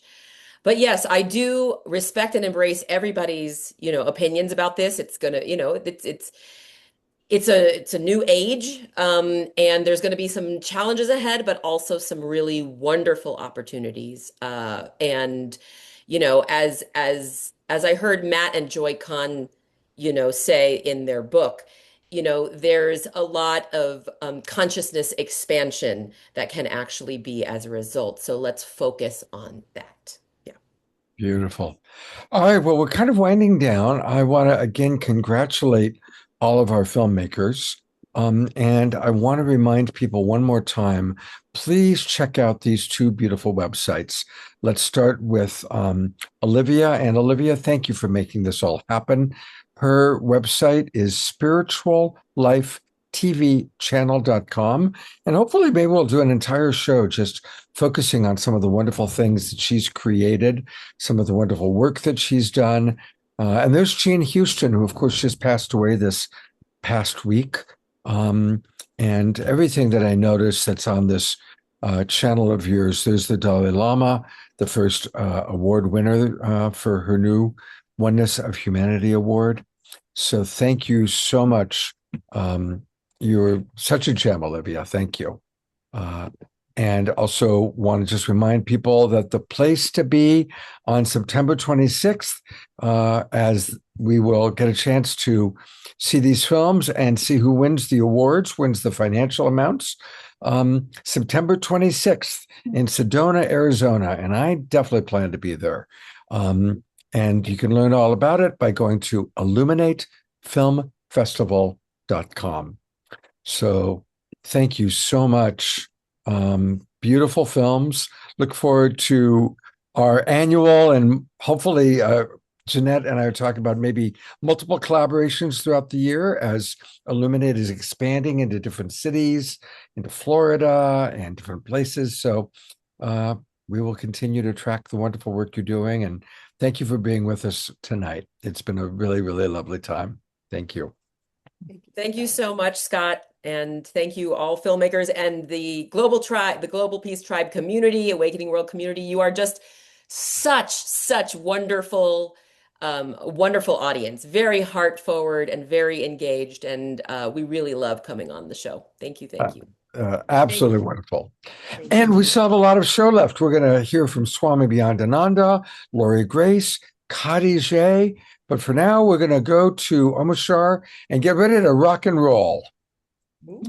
Yeah, how inspiring, how amazing. I'm so uplifted by what's been shown, and Moira was saying about AI and plagiarism and all that is pretty sobering. It's pretty interesting how it's all shifting.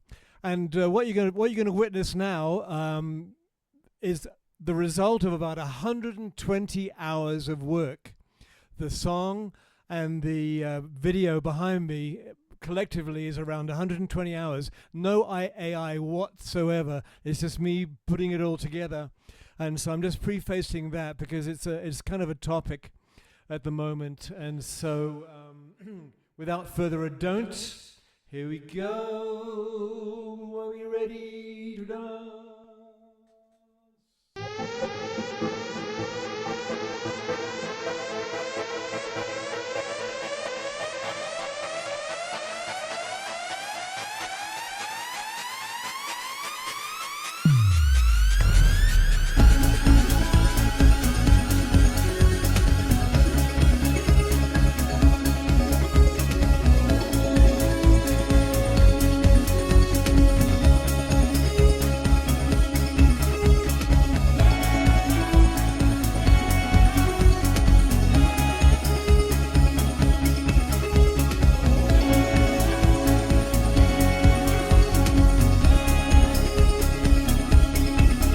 This world of ours, we're here to thrive together,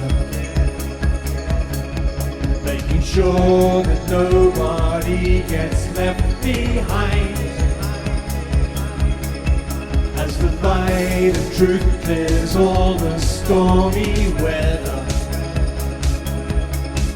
and the mother in us all begins to rise. Through our heart and hearts, we start to know our greatness. As our strength returns, our spirit guides us through. Our eyes behold the rising of the phoenix,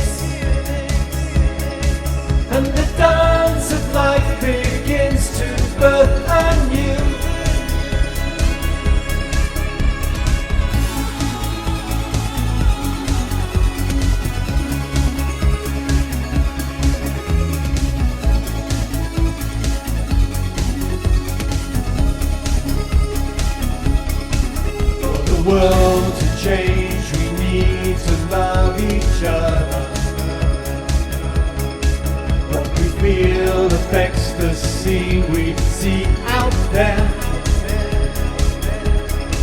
Look around, forgive your sisters and your brothers. For us all the time is now to build anew.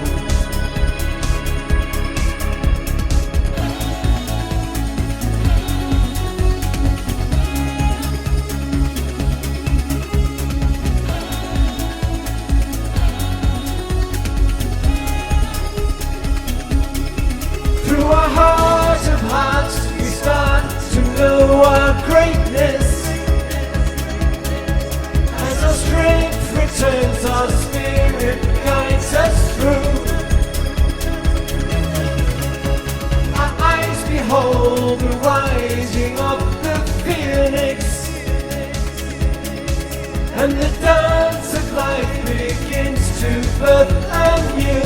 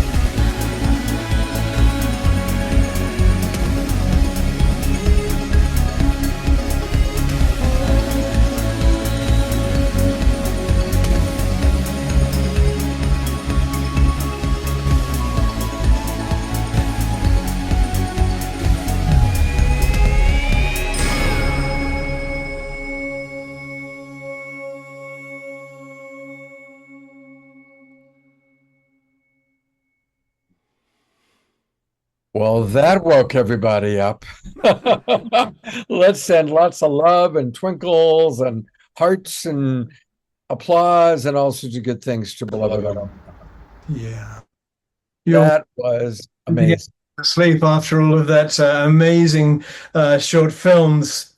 And yes, just a bit of extra juice there. Thank you. That was wonderful. Absolutely wonderful. Thank you. And Omashar will close us out tonight. We'll have one more Omashar song. So we've got some really fun stuff. Khadijih will be on in a little bit, leading a meditation. We're going to have our prayer time.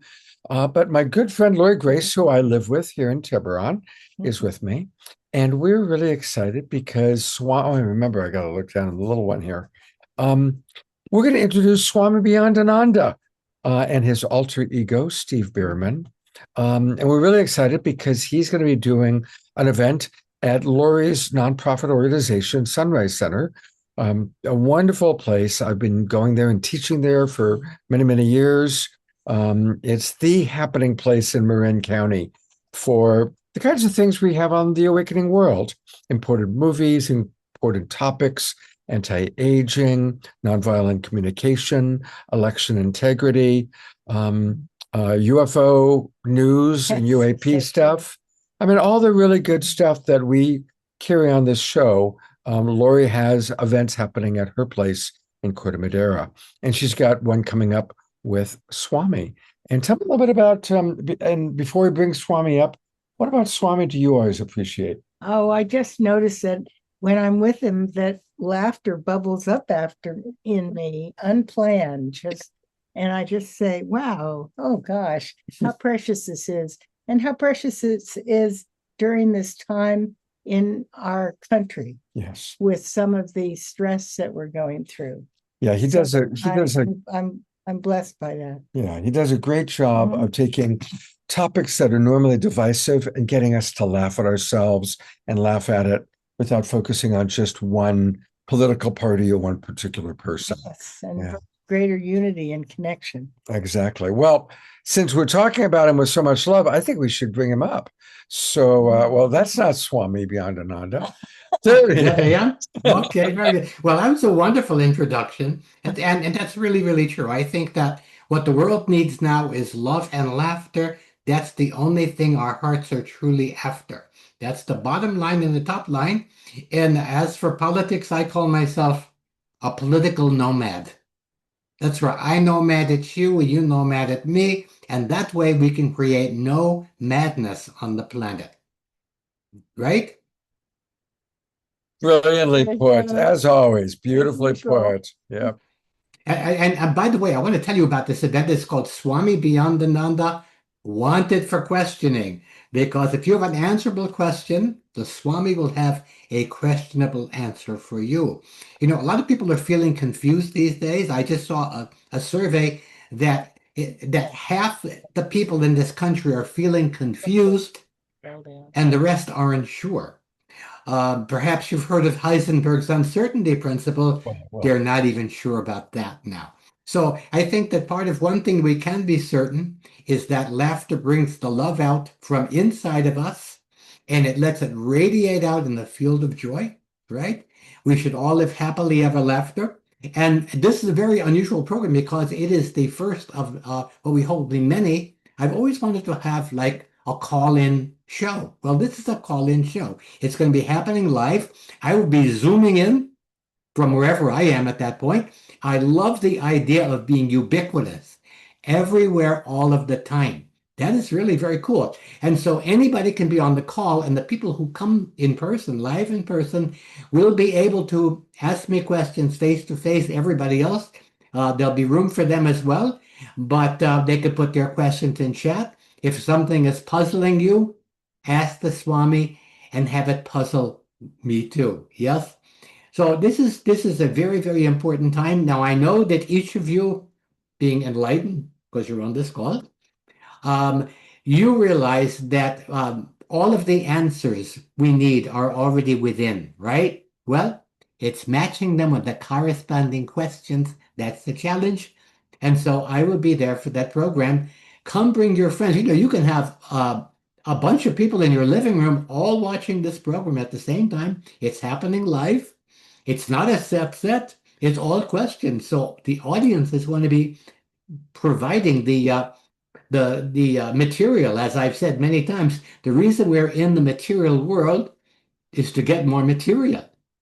And when we laugh at this material, it actually liberates us. We have what's called the human digestive system that processes the residue of thousands of years of living under the rule of the lowest common denominator and turns it into love and laughter that just bubbles out and clears the atmosphere. And by the way, I will be launching this very soon, perhaps announcing it at this event, the Swami for President campaign to bring about political climate change, warmer hearts and cooler heads, and to bring left and right, front and center to face the music and dance together.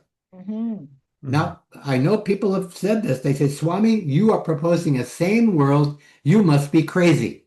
Well, I am inviting you to join, commit yourself to our sane asylum. And I know Lori Grace will give you the details of how you can be there for this event on June 12th. And I'll be everywhere all the time. Beautiful. Well, the best way to go there is if you go to sunrisecenter.org and then just click events and then click upcoming events. It takes you to this page. And then there it is. There's Swami with Lori. And there's what he's talking about. June 12th, Swami Beyondananda, wanted for questioning. And you can get tickets that way. Just click get tickets, and that gives you your option. There's going to be a after party. So that's going to be kind of fun. And then for those of you that can't attend in person, again, this is taking place in Corte Madera, which is just north of San Francisco. You can do it the way we're doing tonight and the way we always do the Awakening World, virtual. Just buy your ticket that way. And it's $15 for those of you that want to join us online. I'm going to put this into the chat box. And but for all of you watching on Facebook and YouTube, go to sunrisecenter.org. And Laura, what would you like to add? Just that whether you're online or whether you're in person, it's going to be a wonderfully inclusive, warm, friendly event filled with some laughter for sure, and also really meaningful connection and community. And you always have good food, good little. And I'm serving good food, very healthy. Healthy food. Okay, now hopefully people are not eating while I'm doing my presentation because I don't want anyone to upchuckle. Oh. No, the eating will be before that, right? They'll all be digesting so that they can be jesting. They can be jesting and while I'm talking. digesting afterwards at the after party. Oh, okay. That's what you're suggesting, that they'll be jesting, that they'll be digesting after digesting. That's right. Okay, we should all digesting if we're going to die, right? That's the way to go. You know, go out with a hot breath. Ah. Rachel writes, I am so excited to see Swami. I saw him many times when he was in Florida. My friend and I used to sit in front and we had so much fun laughing. We were known for our fun laughter. I have some of his books and CDs also, and he's bought several scars from his wife. And we always want to acknowledge Trudy. I always like to say, behind every great Swami, there is a Trudy. Trudy, I don't see Trudy on. She's not on. She's out. She's out and about, but she knows that she is the wind beneath my magic carpet. All right. Do you have time for a question or two from our audience? Swami, do you have time for a question or two from the audience? In fact, I have several answers left, so go ahead. Yes. Okay. All right. So pop your questions into the chat box. Rev Deb, I know you've got to have at least one inside of you.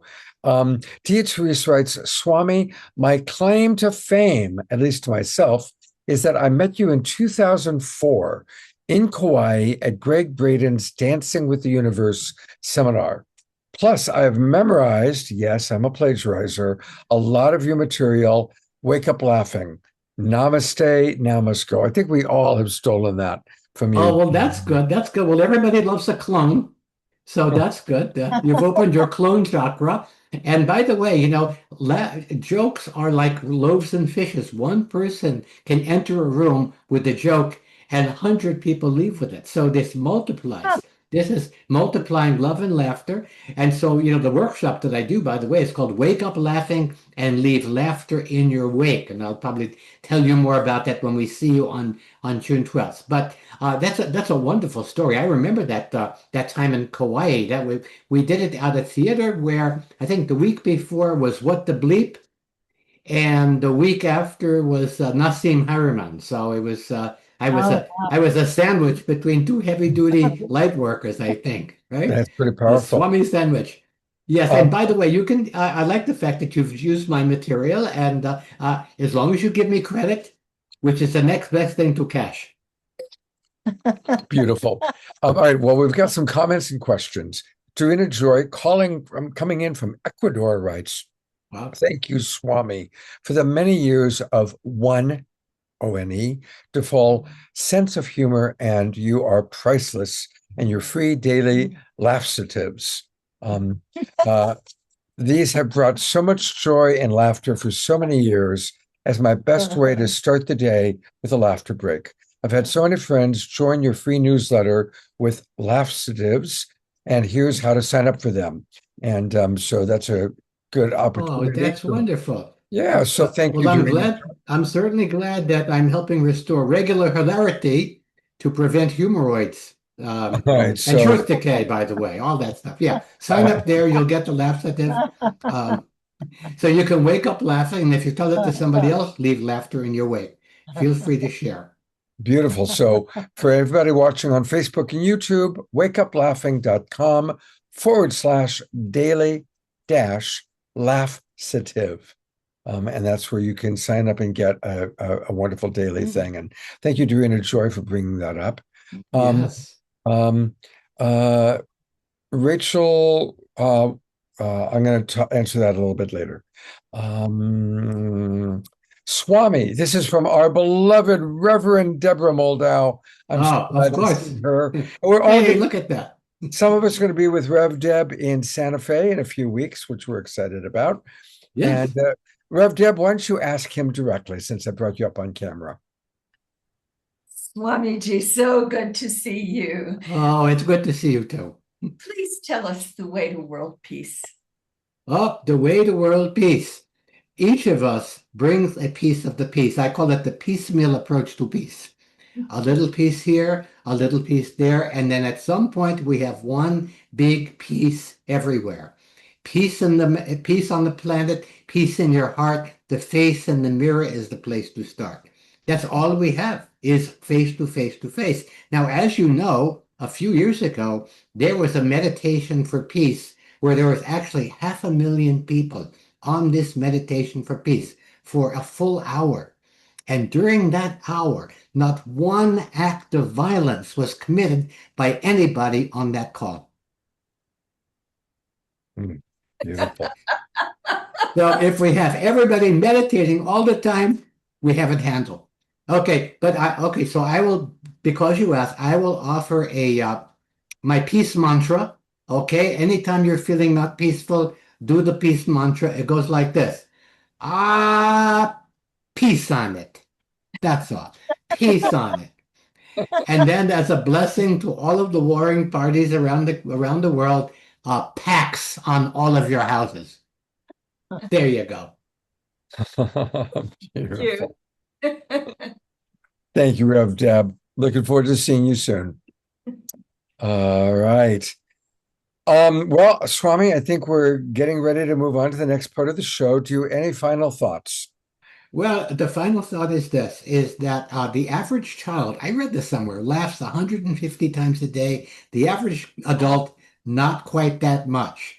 So actually, when we want to raise the laugh force on the planet and create a force field big enough to metabolize all of the residue that we've accumulated over the past many, many millennia. You know, I understand that we are just at the end of the Kali Yuga, right on the cusp. So we're at the border Kali Yuga, if you will. And so during these times, it's very, very important to wake up laughing. And if you can't do that, look in the mirror. That will help. And leave laughter in your wake. As somebody else said earlier, namaste, namasko. Goodbye. Bye-bye, Swami. Oh, that's so much fun. Well, hopefully all of you can join on June 12th. That's a Friday. And so it won't conflict with the Awakening World. And let's go online. I'll be joining online because I'll be in Sedona at that time on my way to Santa Fe. You know, having Lori is such a blessing because, of course, we have a very large female population. The majority of the people watching the show are female. And Lori is an expert in perimenopause and menopausal, anti-aging, female hormone stuff. She's going to be doing several upcoming programs, as she consistently does, hosting programs. But I asked her if she'd be willing to give any tips to our audience members. Yes. Well, I wanted to say it's possible that it's going to be online. It still has to be discussed. But perimenopause and menopause are very deep changes in a woman's life. And having the most amount of knowledge about how to deal with those changes and also to understand the hormonal tools that are now available that were given a black box warning for a long time by the FDA. And it's been recently released. And just speaking about myself, I've used them for 20 years. And so they really helped me be a lot younger and also able to have a good sexual relationship and also good skin and good bones, strong, very strong bones. And so it's very important to be aware of this, also more balanced moods. There's enormous opportunities in better sleep, and you have to know about it first. And so I have two women coming on who present at corporations, and I will definitely tell you that I'm the living example of how successful this can be. And I've worked with doctors, gone to conferences, everything.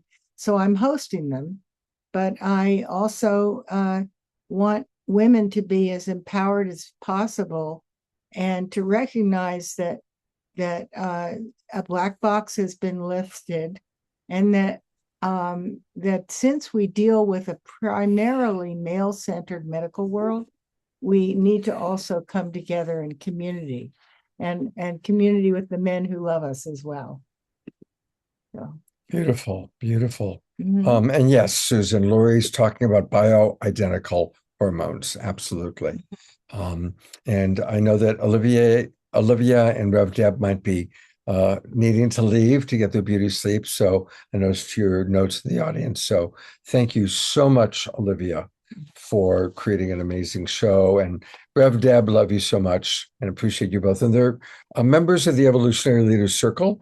We will be doing another show on Wednesday night, June 17th, from Santa Fe with members of the Evolutionary Leaders Circle. That'll be our upcoming Awakening World show on that evening. And we will definitely do more programs with Lori on the aging and all the good things that she's talking about. And someone needs to mute. I'm sure Omashar will find the offending party. Thank God for Omashar. So Susan Sabbath was asking about, are they bioidentical hormones? Yes. I know we said that. Do we need to say it again? Do you want to respond? Well, I think. Oh, okay, I'll say that. So I want you to know that there was a question from Susan Sabbath about bioidentical hormones. And yes, these are bioidentical hormones. It's all I've ever taken.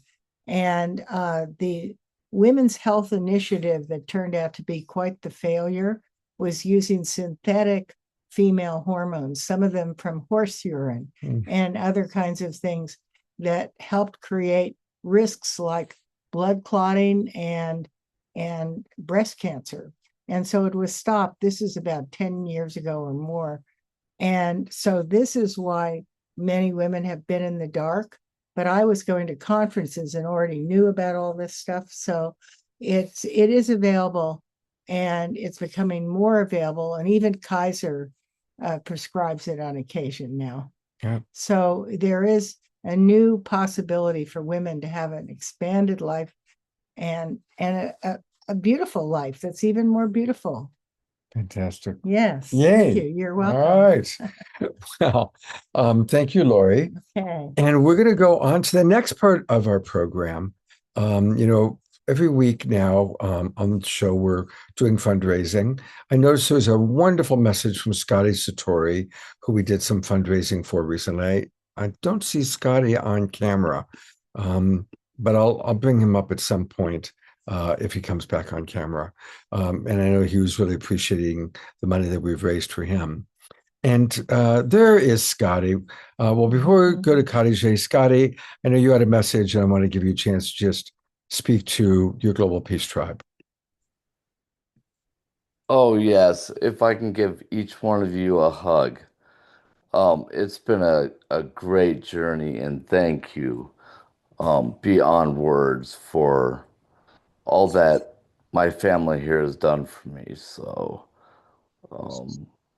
yeah, it's been beautiful for sure. Thank you. We love you so much, Scotty. And how are you feeling? How are you doing, buddy? How's it going? Hey, I feel good tonight. Yay. And I just was telling somebody that, I'm so thankful for that. Good. Yeah. Well, let's all, everybody, continue to keep Scott in your prayers. Thank you, everybody who donated to his GoFundMe. And please, continue to share that out to people. And we'll definitely continue to keep you in our prayers, Scotty. We love you very much. And tonight we are raising money for something that I really have been supporting in my own little way for a while. I am such a fan of Khadijih. I start my day with her meditations. She's, of course, been on the show probably 4 or 5 times now. And she's just putting together a wonderful, wonderful organization. So I've asked her to really let us know more about Pause. And Khadijih, you've got screen sharing privilege, so feel free to screen share and tell us about what you're up to. Yeah, thank you, Scott. And good to see you, Scotty, and everybody. Happy to be here with everyone. I just want to start by saying this has been such a fun night. Like, what a cool experience to be here with everybody. And I was kind of reflecting just being here and what Pause is to me, and how all of these films were really this creation in someone's mind first. They came into someone's heart and their mind, and then that person sat there, people sat there and said, how can we make this a reality, right? And that is really representative of how we create in our lives, anything that comes from spirit, from our heart, from our soul that is called through us.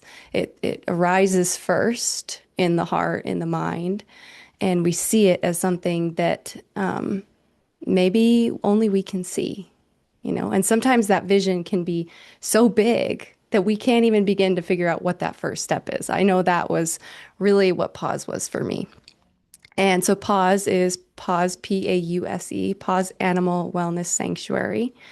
And it is ultimately a space to rescue animals who would otherwise face uncertain futures while creating mutual healing spaces for humans and animals.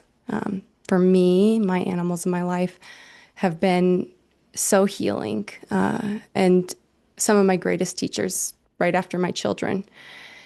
And I lived most of my life as a vegetarian. When I was growing up, it was because my family was. And when I got older, it was because I just genuinely love animals so much. It was a very interesting journey for me. And when Pause landed in my heart, I remember laughing and being like, that's just a silly thing. I'm not going to do that. Like, I wasn't Pause at the time. It was this vision of a sanctuary. It was a vision of rescuing animals. It was a dream of helping the world in this way. And this came after, I've been leading meditations at that point, like 4 years maybe. And I had always had this vision of a retreat center in my mind. And so I just thought I would one day host a retreat center. But it always felt incomplete. And really the missing piece was the animals. But it still made me laugh because I said, I've been living my whole life this certain way. Like, I went into physics, I was a teacher, I did all these things, I had kids, and I went out and there was a meditation teacher and focused on wellness. I'm like, the spirit, God, whatever you want to call it, just sometimes throws us a curveball. And we go, well, wait a minute, I'm not prepared for that. I don't have the skills for that. I don't have the expertise for that. How am I supposed to do that? And for me personally, this is just how I've lived my life. When God tells me to do something, I better do it. And I have to.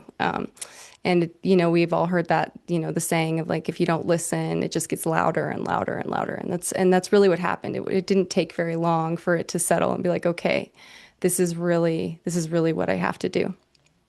And it is for the rest of my life. So, it's a marathon. It's not a race.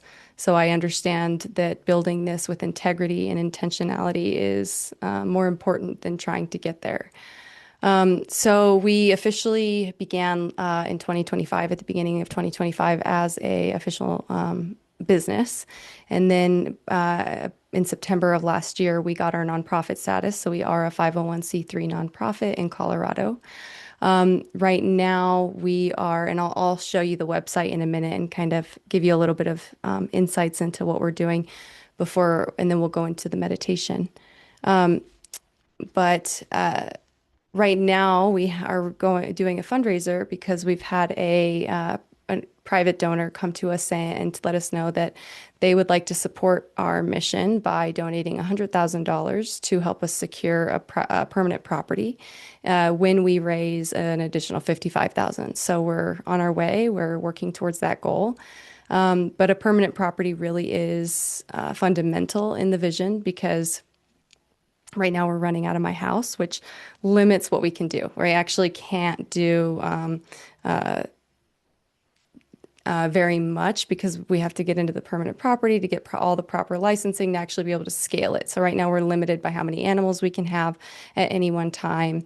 And that's really small. And then of course we also can't have farm animals because I'm pretty sure they don't want a cow in the city in my backyard. So I have to be patient for that because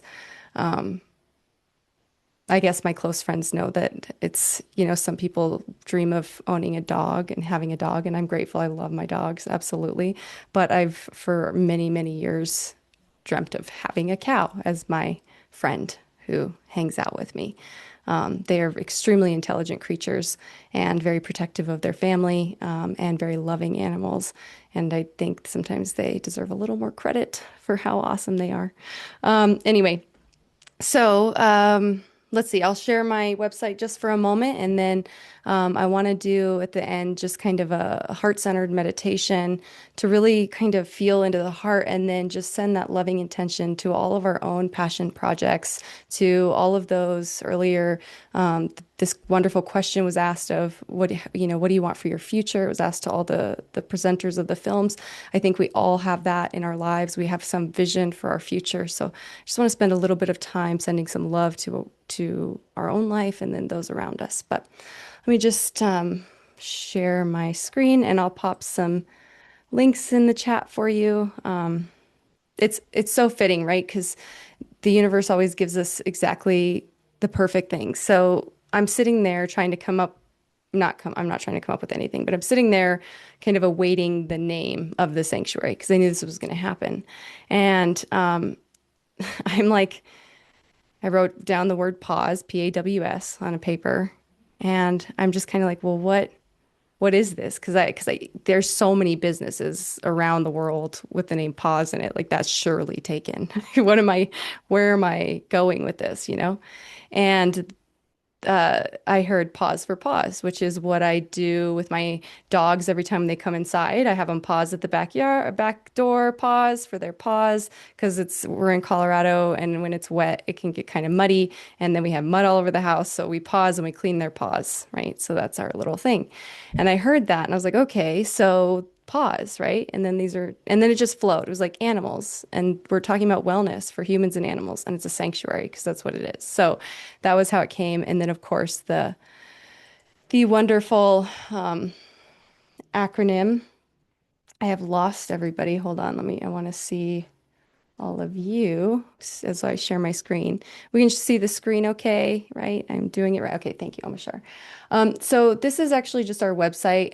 You can go to Pause Sanctuary. So it is PAUSE sanctuary.com. And you'll see on the front page, this in the background is the same picture that's behind me. This is really kind of my vision board of a future sanctuary space within reason, right? The animals are not there yet in the image. This mission of Pause is dedicated to a dear friend, Tobias, who passed away not quite 2 years ago, but he really inspired this vision of a space where humans and animals could heal together. He was my son's soul dog. I witnessed my son just heal so much from having this connection with this animal. And he was always just a goofy little guy that made all of us laugh and brought so much love and light to anybody's hearts. And these are my two best friends right here who are on this mission with me and who are helping me behind the scenes. So you can kind of just visit our website. You can learn more about us. You can read about our mission. You can meet the whole team. We have quite a few different volunteers that have been helping us with this endeavor. These are my two beautiful children right here at the end. Love them dearly. And then at the very top, you can find our 55K goal, and that's where there's more information. This is me walking 3 of our dogs with this girl right here on the end is a foster and adopted dog that doesn't actually belong to me, but I spent a long time with her, and I love her dearly. And I'm always enjoying the time I get to spend with her. Her name's Lily. And so this kind of just talks to you about what we're doing for this endeavor. It explains where you can donate. We're accepting donations across a multitude of platforms, so you can donate in many ways, whatever works for you. But all of those donations are getting added into this progress bar here. So that's taking a little due diligence on my end because I have to find them and track them and make sure that I manually input them all.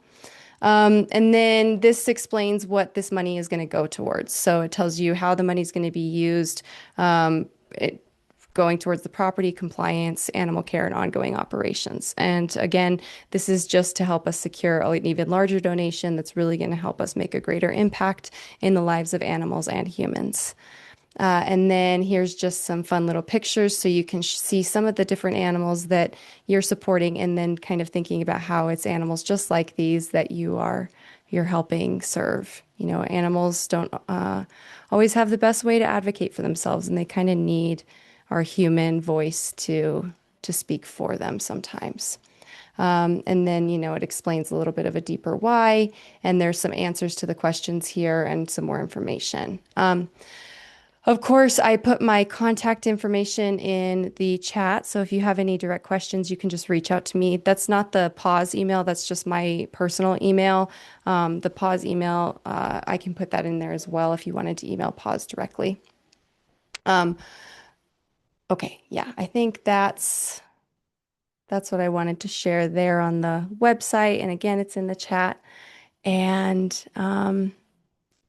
I think it's a good time to go into a meditation. I love it. I love it, Scott. Whenever we're talking about pause, you always have your sweet. Well, I've got to bring Jasmine Bear up, right? And she just turned 7 years old yesterday. That was her birthday. And our animal friends really are we learn so much, and they are the teachers of love. I'm a love coach, and I learn more from her than any human being. I've learned a lot from Lori, which I'm grateful for. Okay. But let's definitely support Pause Sanctuary. And I just wanted to really encourage everybody. I'm going to go in and I'm going to donate tonight. And I hope that everybody will donate. And, even if it's $5, it just lets her know that you really care and you appreciate what she's doing. And of course, more than $5 is wonderful too. And I'll donate as well. Well, thank you, Lori. Thank you. Thank you. And I noticed that Susan Blomquist put in a chat box a donation of it's not money, but it's what she does, Sunny Thermal. So that might be a wonderful addition to your sanctuary. So anyway, I just wanted to encourage everybody, please do donate, and I'll turn it back over to Khadijih for meditation. Yeah. Yeah, thank you, Scott. Yeah, I love that you said that because my puppy dogs are so sweet. Anytime that and they sense energy. They're the most intuitive beings that not puppy dogs in general, but all animals are the most intuitive beings and the most in tune with their intuition. My puppy dogs are just so loving. And even this morning, they're so funny. This morning I was walking on a walk with 2 of them, and I was really grateful about something. I was feeling extremely grateful about something, and I started to tear up. And my sweet little puggle, Rufus, he's the one that's right next to that donate button on the page, and he just starts jumping on me because I started to tear. And so he just is jumping on me. He's like, let me sit with you. It was just this very clear, he could tell, and he needed to make sure that I was okay. Cause even though he knew I was okay, I was still crying. It was just this interesting, intimate moment where he just wanted to be next to me. And they're just sweet, sweet, sweet animals. I love them so dearly. I'm going to briefly show something that came up in the chat box. This is from Dorina Joy down in Ecuador. And she sent this picture of beautiful, happy, and healthy young cows from Vicabamba, Ecuador, racing out with their presence. So since you are a cow lover, Dorina Joy sent that for you to see. Thank you, Dorina. Oh my goodness, they're so cute. Oh, there's a sanctuary, and I can't remember where it is because there's yeah. But the gentleman that has it, you get to go and cuddle with cows. His cows are so calm because he meditates with them, and you can go and you can snuggle with the cows. And it's just the coolest thing to me. I'm like, oh gosh, how fun is that? You can just like lay next to them. Okay. When you talked about how loyal to their family is, I've got to tell this story. I was driving, and it was in Ashland, Oregon, but I was on kind of a farm road, and there's some cows that were trying to cross the road. And this little baby bull, I mean, it was little, but it was a little baby bull, got right in front of my car. Now, my car was 5 times the size, 6 times the size of Toyota RAV. But this little guy got in front of my car, and he was like, and he just stood there while all the other cows passed by. And he was just so proud of himself doing his job of protecting his family against the big car. I just thought it was the cutest thing I've ever seen in my life. That is really sweet. They're just so sweet. Okay, one more animal story, and then we'll actually go into the meditation. So, I was actually hosting a Love Infusion Hour, or maybe it was a Pause for Pause. So, Pause for Pause, or a monthly meditation for animals that we do, and it's a fundraiser. You can find that on our site as well. But one of our regulars in the connection field that comes to those events was telling us about a little duck that bonded with a woman. And this woman had found the duck as a duckling and had taken it into her home and nursed it back to health, and then tried to go and release it back into the wild with the other ducks, and it didn't want to go. It wouldn't go. And so she would go to the park every day, and she would go and let this duck go and hang out with the other ducklings and other ducks that were there. And then whenever it was time for her to leave, the duck would come back with her and she'd go home. Well, I guess she was in college at the time, and college ended and it was time for her to move away. And she told the duck it was time for her to go, that she needed to move, and that it really, and then one day she took the duck to the park, and that day she went to leave, she called the duck, and the duck didn't come that time and said, nope, it's time to go.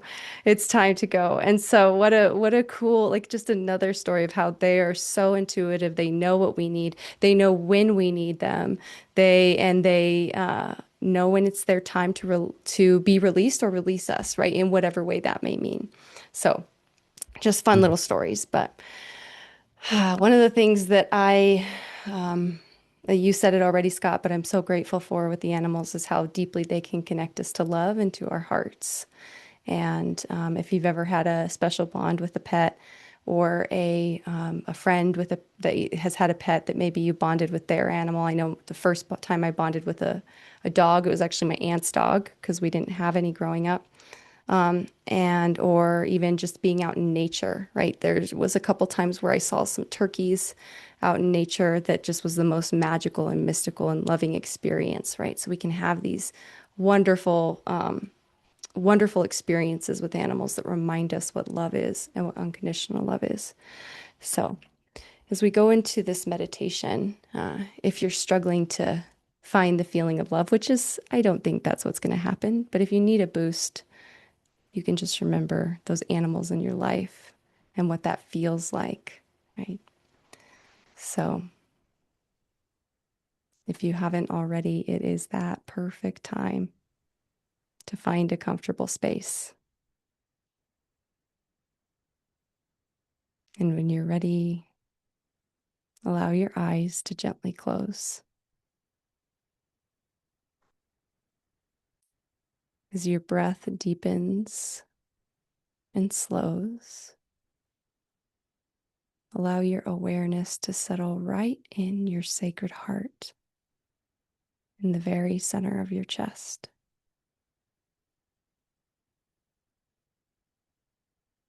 Breathing deeply, breathing slowly.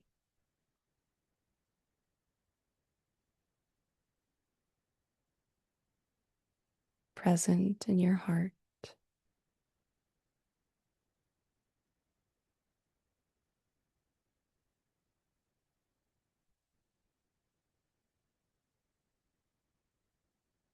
As you continue to breathe in this way,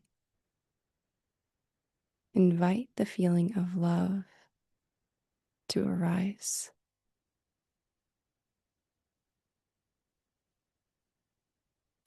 As you breathe in, feel your heart expand with love.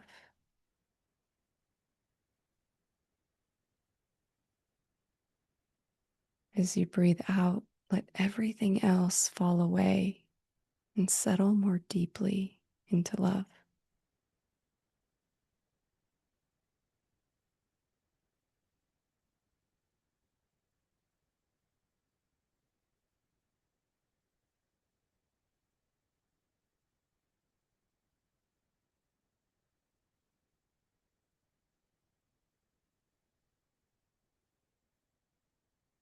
Simply being here with your heart,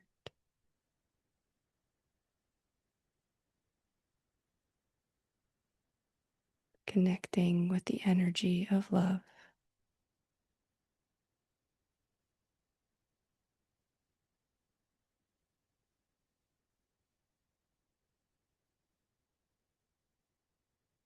We each have a vision for our future,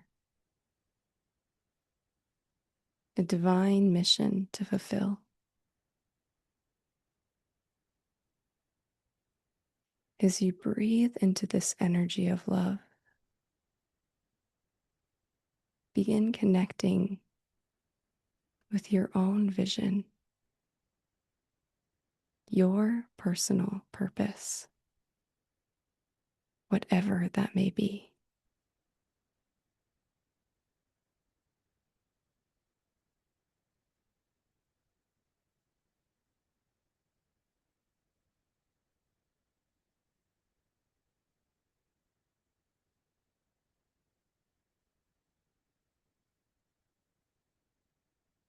With each breath in, breathe into the vision of your future.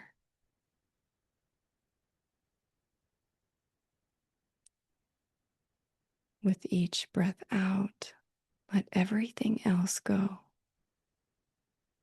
and settle more deeply into who you know you're becoming.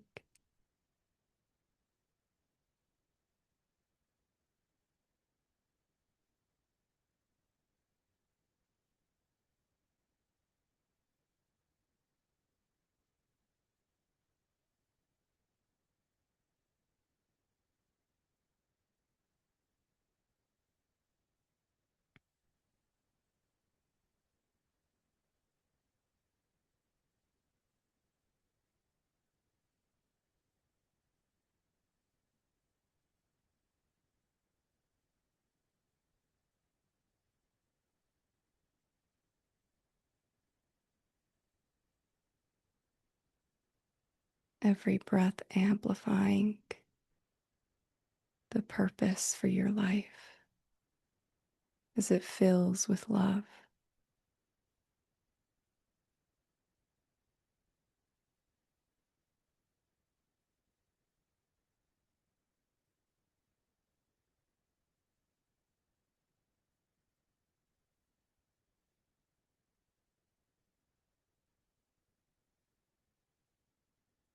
Feel the energy of who you're becoming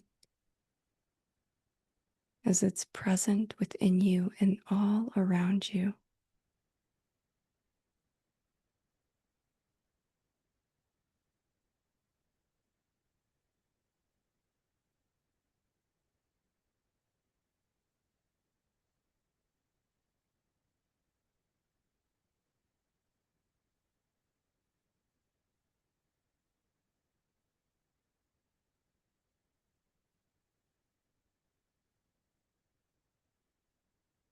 And for the next few moments, With every breath of love, let this feeling amplify and become more real.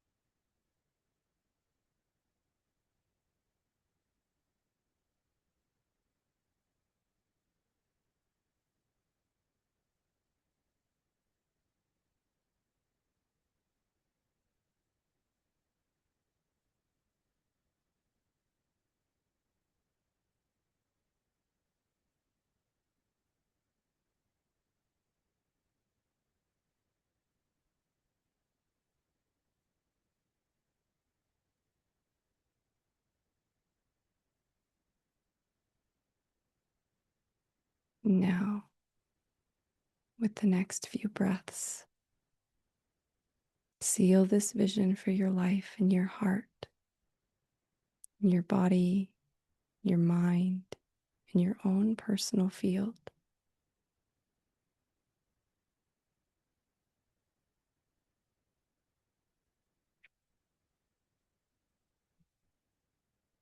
And gently allow your awareness to return to the physical space that holds you,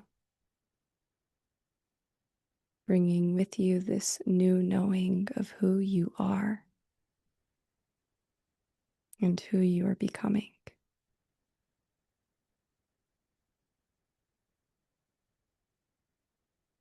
And when the moment feels right, you can gently flutter your eyes open.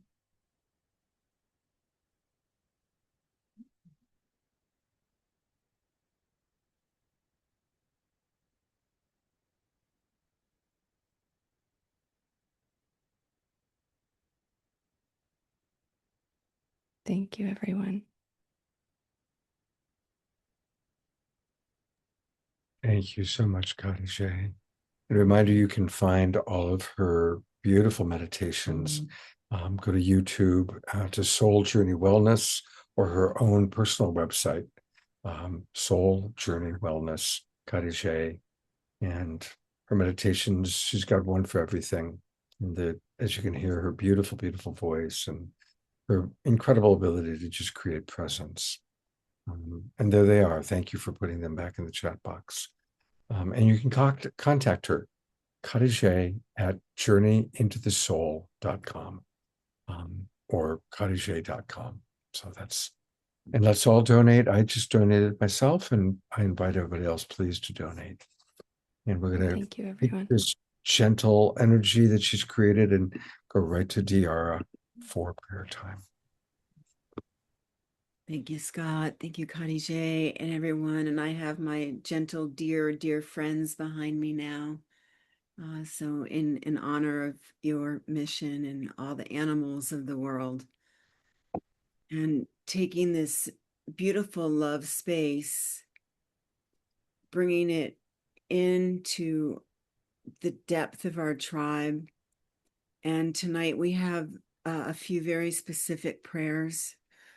So holding the light and the love while I speak prayers and love for the moms, for Omashar's mom and Cornflower's mom, for those in our Zoom room who are regenerating physical vitality, and then calling in special energy for our beloved Ayada and her ex-husband, her son, and for Ayada and her beautiful central nervous system, for her tender heart. She's been through so much. And then taking in a deep breath, I'm going to ask that we send prayers down to my beloved interfaith family in San Diego. We got to meet Reverend Abigail and Reverend Steve here during our interfaith show. And many of the interfaith members and the whole community is rocked right now by an incident that happened, a tragedy based in inability to allow for other religions to express themselves.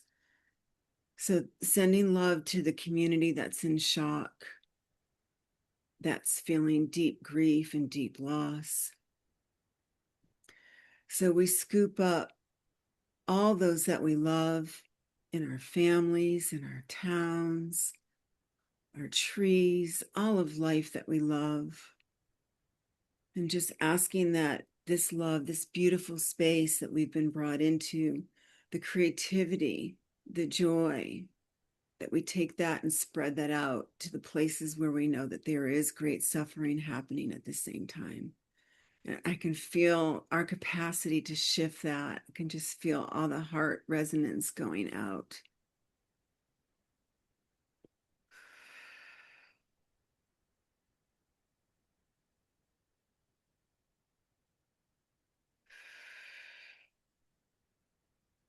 And sending more love and light out into the future for protection, that light and love lead the way.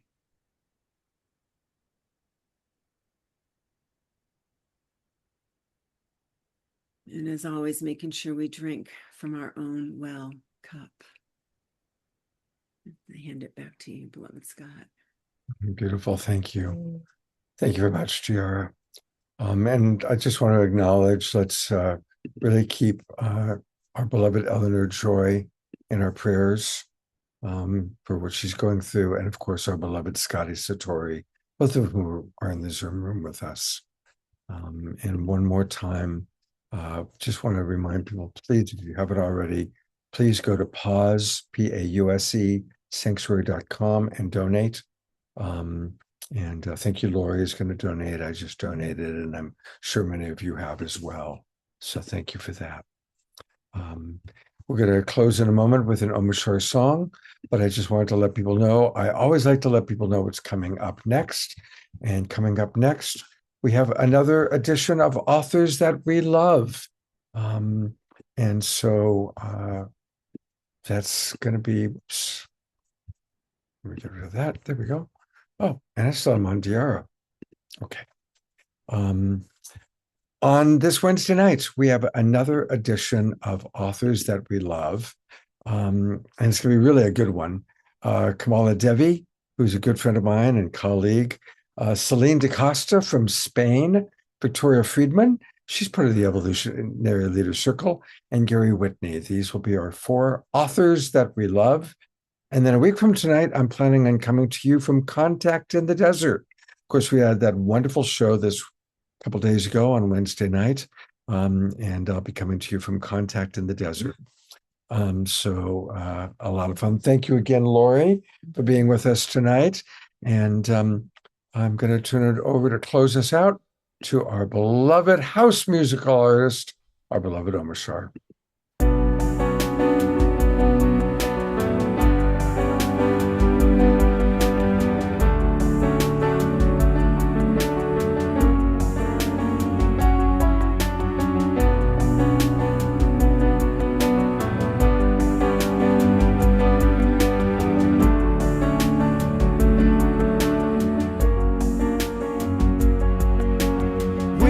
Gathered in this nation, raising frequency, raising vibration.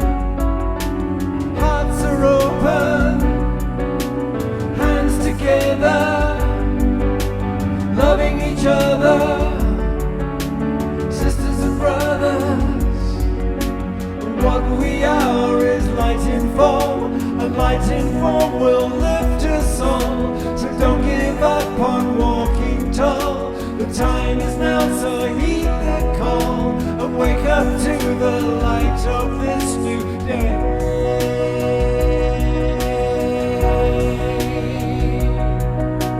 We are the heart of our world, the light in our world.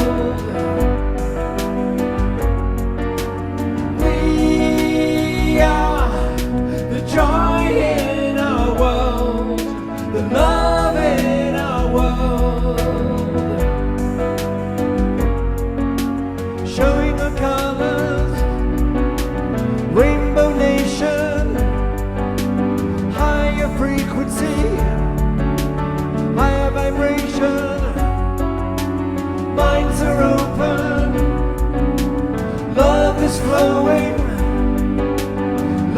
each other.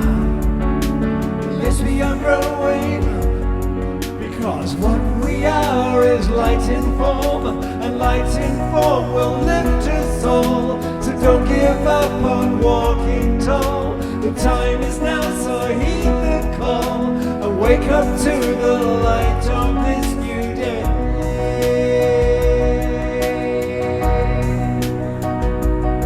Because we are the heart of our world, the light in our world. We are the joy in our world, the love in our world. We are the heart of our world, the light in our world.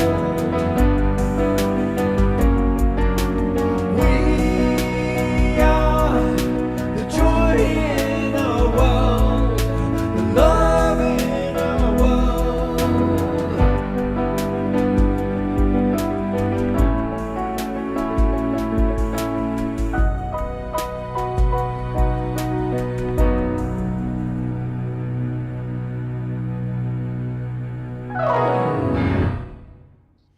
Fantastic. Thank you. We are the light of the world. How wonderful to see all of you that are still with us, even though the show tonight. Thank you again, Danette.